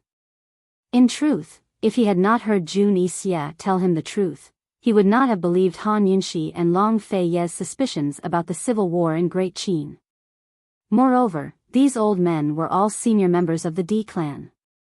Their loyalty to the D clan was far greater than their loyalty to the Western Qin royal family. They more or less had their own selfish motives. They hoped that the D clan could become a great contributor to the restoration of the Western Qin Empire. They hoped that the D clan could become the most powerful force in the Western Qin Empire. They even hoped that the D clan could marry into the royal family in order to preserve their status and power. Han Yunxi and Long Feiyi have reconciled in public. The D clan's Elders Association must be worried that the D clan will be reduced to Long Feiyi's subordinates. In any case, they must rebel. Under such circumstances, if Myriad Merchant Hall hadn't received his banknotes, they wouldn't know the truth. Then, once Jun Xie's 30,000 warhorses fell into their hands, they would definitely throw caution to the wind and start a war without caring about the consequences. Ning Cheng held the brush. After thinking for a while, he wrote a line of words: receive 30,000 warhorses from the Milky Way. Wait for orders. Prepare 500 million soldiers pay at Prosperous Heaven Bank, Northernly Branch. Wait for orders. This was the leeway Ning Cheng left for himself and the D clan. It was also his greatest effort for Han Yunxi's sake. The matter of the soldiers' pay was to put Jun Xie's mind at ease. Even if 500 million soldiers' pay was sent to Prosperous Heaven Bank's Northernly Branch, no one would be able to claim it without his appearance. 500 million? Jun Xie asked with a raised brow. They had agreed on 1 billion. Once the warhorses arrive, pay 500 million up front. It's enough for you. Our cooperation won't be short. Why are you in such a hurry? Ningcheng asked in return. Indeed, 500 million was enough for Jun Yixia to turn things around. It wasn't easy to see Ningcheng use the soldiers' pay, so he didn't ask for more. Ningcheng put the letter into an envelope. The recipient was Ningcheng, and he decisively wrote Fifth Elder. Jun Yixia took the letter away, leaving behind a sentence, "I'll wait for your soldiers' pay." Seeing Jun Yixia walk away, Ningcheng wiped his face a few times with both hands to wake himself up. Reconcile? He chuckled and muttered to himself, "Han Yunshi, whether you and I are friends or foes will depend on heaven's will." If his banknotes reached the D clan before the warhorses, he could be considered to have truly joined forces with Long Fei Yi and Han Yunshi. If the warhorses reached the D clan before the banknotes, once the D clan rebelled, he would never be able to clear his name. Ningcheng stood at the door for a while. Bai Yuqiao hurriedly ran over. "Ningcheng, quickly follow me to the prison cell." "Hurry." Bai Yuqiao was burning with anxiety. Ningcheng lazily glanced at her and turned to enter the room. Bai Yuqiao grabbed him. "Someone's about to die." Ningcheng's eyes turned cold. He was about to push him away when Bai Yuqiao said, "Su Xiaoyu's about to die. You should go and persuade her. Who knows, you might be able to persuade her." "Su Xiaoyu?" Ningcheng was shocked, but he still pushed Bai Yuqiao's hand away. Ningcheng was still on guard, wondering if this was a trap. Jun Yixia and Bai Yuqiao teamed up to test him. Unexpectedly, Bai Yuqiao said, "Ningcheng, Su Xiaoyu is Han Yunshi's most beloved maidservant. If you want to save her life, Han Yunshi will definitely be grateful to you. Han Yunshi will have a good impression of you. You should quickly go and persuade her. She won't even drink her medicine." With Bai Yuqiao's reason, Ningcheng naturally strode over. Bai Yuqiao immediately followed and briefly explained the situation to Ningcheng. In summary, Su Xiaoyu was sick. She hadn't taken her medicine, and now her life was in danger. When they reached the prison cell door, Bai Yuqiao stopped and said, "I won't go in. You go in yourself. You can lie to her or coax her, but she will at least believe you." Ningcheng walked into the prison cell. When he saw Su Xiaoyu, he couldn't help but gasp. Su Xiaoyu was no longer hanging on the torture rack, but placed on the stone bed. Her clothes were torn and her hair was disheveled. Her originally thin body was now completely skin and bones.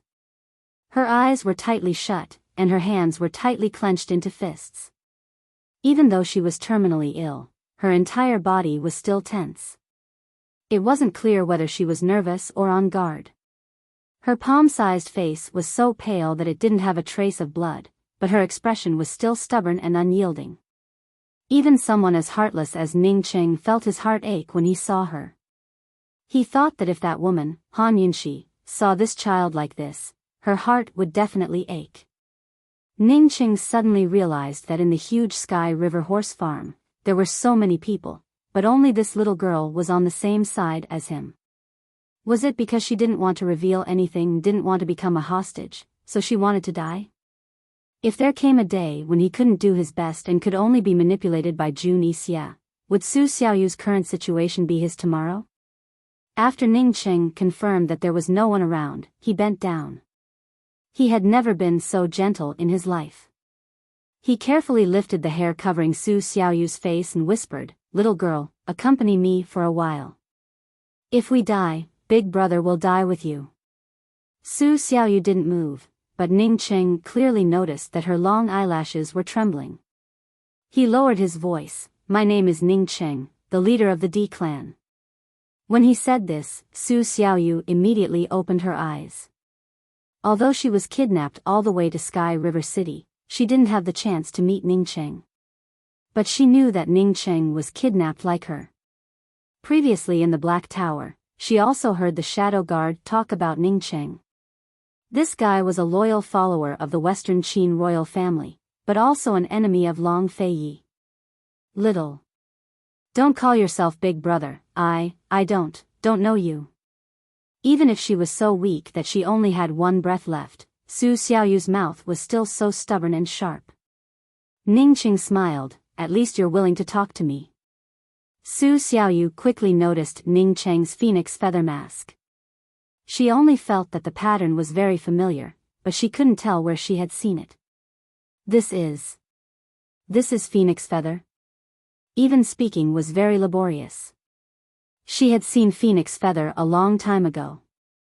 When Chu Tianyin asked her to infiltrate Han Yunxi's side to see if Han Yunxi had a phoenix feather birthmark, he had given her the pattern. Of course, Su Xiaoyu didn't remember these things, but she knew that the Western Qin princess had a phoenix feather birthmark on her back. Yes. Ningqing admitted. Your eyes. What happened? Su Xiaoyu asked. I saw something I shouldn't have, so I went blind. Ningqing actually laughed.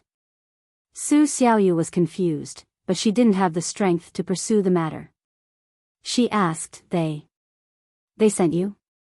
Ningqing couldn't help but sigh in his heart. This girl was really mature and smart.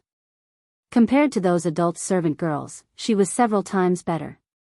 Yes, they sent me to persuade you to take the medicine. Ningqing admitted again. Su Xiaoyu laughed. In fact, she didn't have the strength to laugh, but her expression was smiling. She asked, You. Based on what? Ningqing didn't shy away from answering loudly, based on the fact that I like your mistress. He suddenly leaned over to Su Xiaoyu's ear and whispered, Live for another month. If I can't save you, I'll die with you. After Ningqing finished speaking, he immediately retreated and stood up.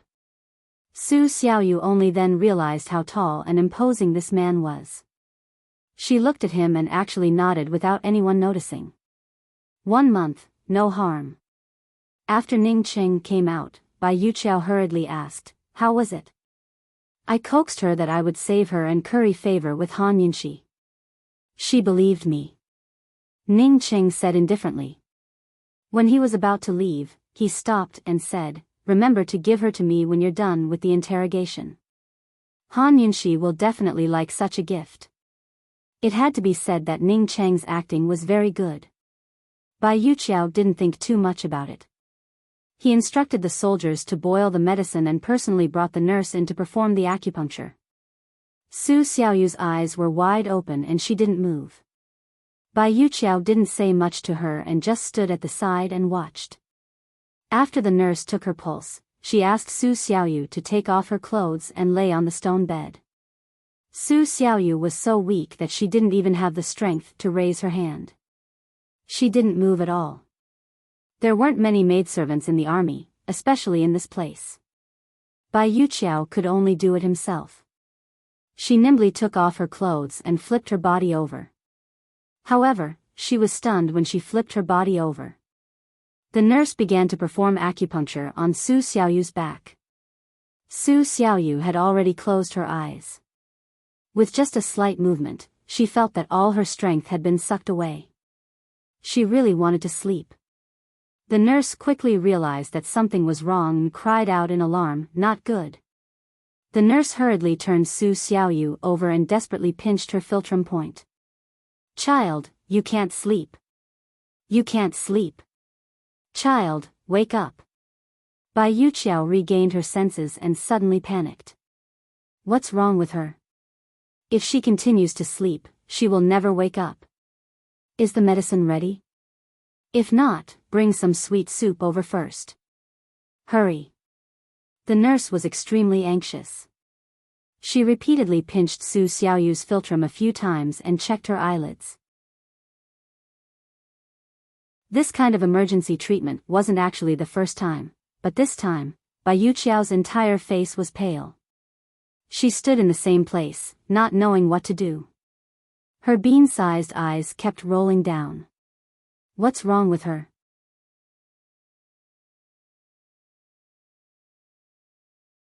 Chapter 964. The female doctor was trying to save Su Xiaoyu, but Bai Yuqiao had lost her usual ability and agility as she moved like the wind. She stood by the side at a loss as bean-sized teardrops kept falling down, and unknowingly, she had already cried till she was in a complete mess. Not knowing how long had passed, the female doctor once again pulled Su Xiaoyu back from the brink of death. Actually, this round Su Xiaoyu was in an extremely dangerous situation, but luckily she didn't resist like the previous few times but was much more obedient, otherwise she really wouldn't be able to be saved. After ascertaining that Su Xiaoyu's life wasn't in any danger, the female doctor then looked towards Bai Yuqiao and was shocked to discover that Bai Yuqiao was in tears. "Young Miss Bai, you. What's wrong?" the female doctor asked timidly. Bai Yuqiao seemed to have gone crazy as she grabbed the female doctor's collar and questioned, "Is she all right?" "I'm telling you, if anything happens to her, you can forget about living." The female doctor was scared and aggrieved. "Young Miss Bai, I. How is she? Tell me." Bai Yuqiao roared angrily. She's not. Her life is no longer in danger, but her illness is still very serious, and her body is also very weak. She needs to be treated slowly nurtured." The female doctor's voice was trembling. She had been in contact with Bai Yuqiao for so long, but she had never seen Bai Yuqiao in such a state, as though she had lost her mind. "Then why are you still in a daze for? Hurry up and treat her." Bai Yuqiao pushed the female doctor aside as she looked left and right in a fluster, not daring to look at Su Xiaoyu. After some time, she then said, This lass is very important. She must be treated well and nurtured well. Whatever medicinal herbs you need, just tell me." After Bai Yuqiao said that, she ran towards the door, and it was until she saw a group of patrolling soldiers walking past the door when she abruptly stopped in her tracks and turned her back to them. It was only then that she calmed down a little. She wiped away the tears on her face and carefully walked into the prison cell. She did not disturb the female doctor. She stood in the dark and quietly watched the female doctor perform acupuncture on Su Xiaoyu. She really wanted to walk over and take a closer look at the tattoo on Su Xiaoyu's back, but she didn't dare to. She was brought back by her master from the City of Daughters. She didn't know who her parents were, but she had a younger sister. Other than this, her master didn't tell her anything else. However, she had long been secretly investigating this matter.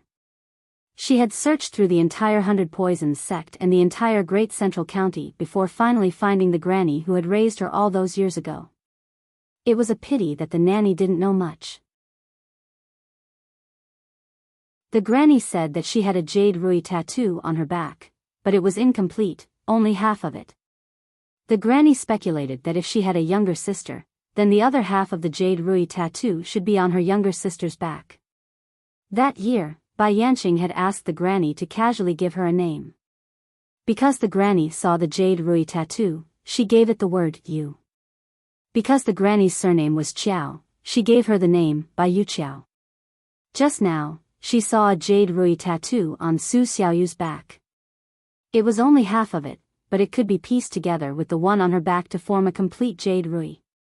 When a person was young, the tattoo would change shape as they grew up. The jade rui tattoo on her back had already changed shape, but the shape could still be seen.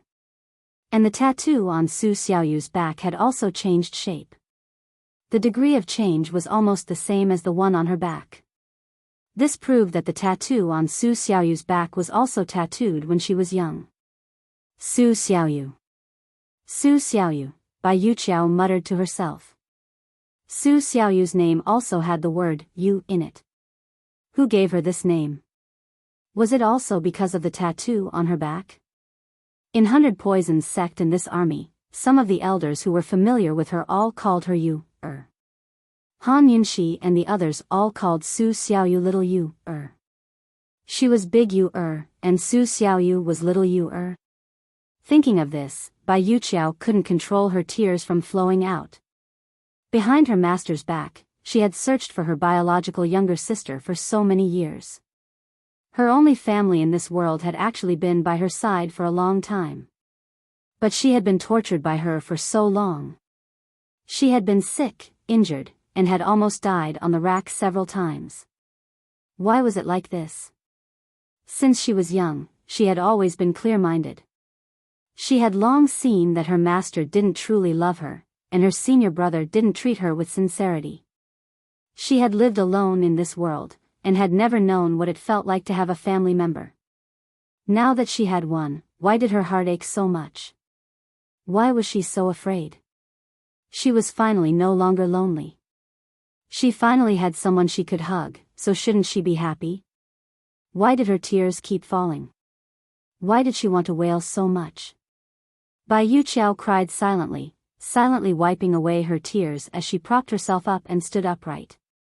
After the female physician finished the acupuncture, she wrote a prescription and waited for the servant girl to bring the decocted medicine over.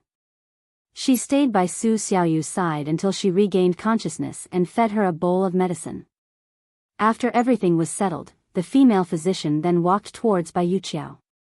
Seeing Bai Yuqiao's head lowered and her entire person dimmed, the female physician didn't dare to ask too much. She only said seriously, "Miss Bai, in another 6 hours, I'll come over again to take her pulse and feed her medicine. If she wakes up during this period, the servant girl will feed her some millet porridge." Bai Yuqiao lowered her head and didn't say a word. She only waved her hand to signal the female physician to leave. After the female physician left, the large prison cell became empty and quiet. Only Su Xiaoyu's frail and petite body laid there quietly, giving off an unreal feeling. Bai Yuqiao leaned against the wall and slowly slid down, kneeling on the ground. She buried her face in her hands and very quickly, her entire body started to tremble as she started to cry out. Gradually, the sound became louder and louder as it resounded in the dark and gloomy prison cell. It was extremely miserable. Su Xiaoyu slowly opened her eyes. In actual fact, she wasn't unconscious after being fed the medicine. She was just too tired and didn't want to move. She was afraid that Bai Yuqiao would know that she wasn't unconscious and would come over to ask her what Ning Cheng had said to her. Su Xiaoyu laid there and didn't dare to move. She looked at her surroundings and in her limited vision, she didn't see Bai Yuqiao who was in the dark. She didn't recognize that such a miserable cry belonged to Bai Yuqiao and she didn't expect Bai Yuqiao to cry in such a manner. She was extremely curious. Just who was crying here? Did something happen? In the end, she guessed that it was probably one of the maidservants who had been beaten and scolded by Bai Yuqiao and had been wronged.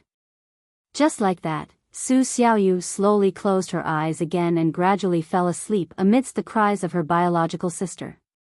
After Bai Yuqiao calmed down, he didn't walk over to see Su Xiaoyu. Instead, he resolutely turned around and left. Based on her understanding of Jun Yixia, if Su Xiaoyu didn't tell him the whereabouts of the perplexing butterfly illusion, Jun Yixia definitely wouldn't let her go.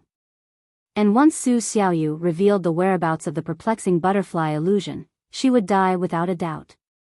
Jun Yixia was currently busy working with Ning Cheng. No matter what, she had to save Su Xiaoyu before Jun Yixia had the time to think about Su Xiaoyu. Jun Yixia was the man she had secretly loved for many years. She could give up everything for him, and she was willing to do it. However, she definitely wouldn't be soft-hearted about the matter of Su Xiaoyu, and she definitely wouldn't back down. This matter could only be hidden in her heart. It was enough for her to keep it to herself. Once it was leaked, perhaps even she wouldn't be able to escape this calamity, let alone save her. After exiting the prison, Bai Yuqiao instructed in a low voice, "Find 2 more sensible maidservants to serve her. That girl is an important hostage. If anything happens to her, be careful of your heads." The soldiers could naturally see that Bai Yuqiao was acting strangely, but they didn't dare to probe. They respectfully accepted the order and left. That night, Bai Yuqiao sent his trusted aide to continue investigating Su Xiaoyu's past. Helian Zuixiang had said that Su Xiaoyu was a spy that Chu Tianyin had planted in the Duke of Qin's manor. After being exposed, she had lost her memories. She wanted to know how Chu Tianyin had found Su Xiaoyu, and where Su Xiaoyu had grown up. Jun Yixia indeed didn't have time to pay attention to Su Xiaoyu's matters. In the past, he would ask a few questions, but recently, he had almost completely forgotten about them. He was busy arranging for the 30,000 warhorses to head south, and also busy urging the second batch of warhorses from Winter Crow Country to reach Tianhe City as soon as possible. Although he had promised to support the D clan's 30,000 warhorses, he wouldn't let go so easily. At this moment, he was secretly investigating with a few beast tamers from the Black Clan. These beast tamers were also the trainers of the 30,000 warhorses. Not only would they escort the warhorses to the south, but they would also stay in the army to assist the D clan's cavalry. Jun Yixia's warhorses were preparing to head south, but a group of people had already arrived at the outskirts of Tianhe City and would soon arrive at his army. This group of people was Uncle Cheng and the others. In the dead of night, Uncle Cheng's group settled down at a rundown temple in the outskirts of Tianhe City. Uncle Cheng and Jean Zizi both knew about what had happened at the 100 Poison sect. Mu Ling and Ning Jing only knew that Han Yunxi and Long Fei Yi had joined forces to attack the 100 Poison sect, but they didn't know the results. In fact, they could have gone to Jun Yixia's army to look for Ning Qing today, but Uncle Cheng was still very cautious. They decided to wait for a few days and find out more about the situation in Tianhe City before taking action. The carriage stopped outside the temple. Deacon Jean lit a fire in the temple to keep warm. Outside, the north wind whistled. Northernly had already entered the cold season. Ning Jing was wrapped in a large fox fur robe. It kept her warm and also covered her slightly obvious belly. Some people's bellies were very obvious after 2 or 3 months of pregnancy. Some people's bellies only became obvious after 5 or 6 months. Fortunately, Ning Jing belonged to the latter. Coupled with her loose clothes, she really managed to hide it from everyone's eyes. At this time, she was kneeling on a shabby praying mat and praying to a broken Buddha statue. Uncle Cheng sat on a pile of straw to the side.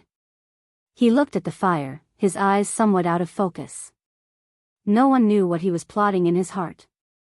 Deacon Jean had just gone to hunt some game and cleaned it by a nearby stream. At this time, he was roasting it over the fire. Mu Ling sat at the side and stared. The more she looked, the more hungry she became. She didn't even realize that Deacon Jean had been looking at her so many times. After roasting it, Deacon Jean first handed her a roasted quail. Mu Ling didn't even think about it and wanted to take it. Who knew that Deacon Jean would pass it to Uncle Cheng? He said to Mu Ling, "You can't eat this kind of thing." Mu Ling finally realized that she was a pregnant woman. She rolled her eyes at Deacon Jean and got up to walk out of the door. "Watch her," Uncle Cheng immediately said. Deacon Jean chased after her and saw that Mu Ling hadn't gone far. She was sitting on the steps at the door. He hesitated for a moment, then walked over and sat down beside Mu Ling. "You're tuning into the Dreamy Chapters YouTube channel. We're so grateful for your support and don't forget to subscribe to join us on this incredible journey through captivating stories. Your generosity through donations truly makes a world of difference, as it's the primary source of revenue that allows me to expand and enhance this channel for you. Thank you from the bottom of my heart for being a part of this adventure."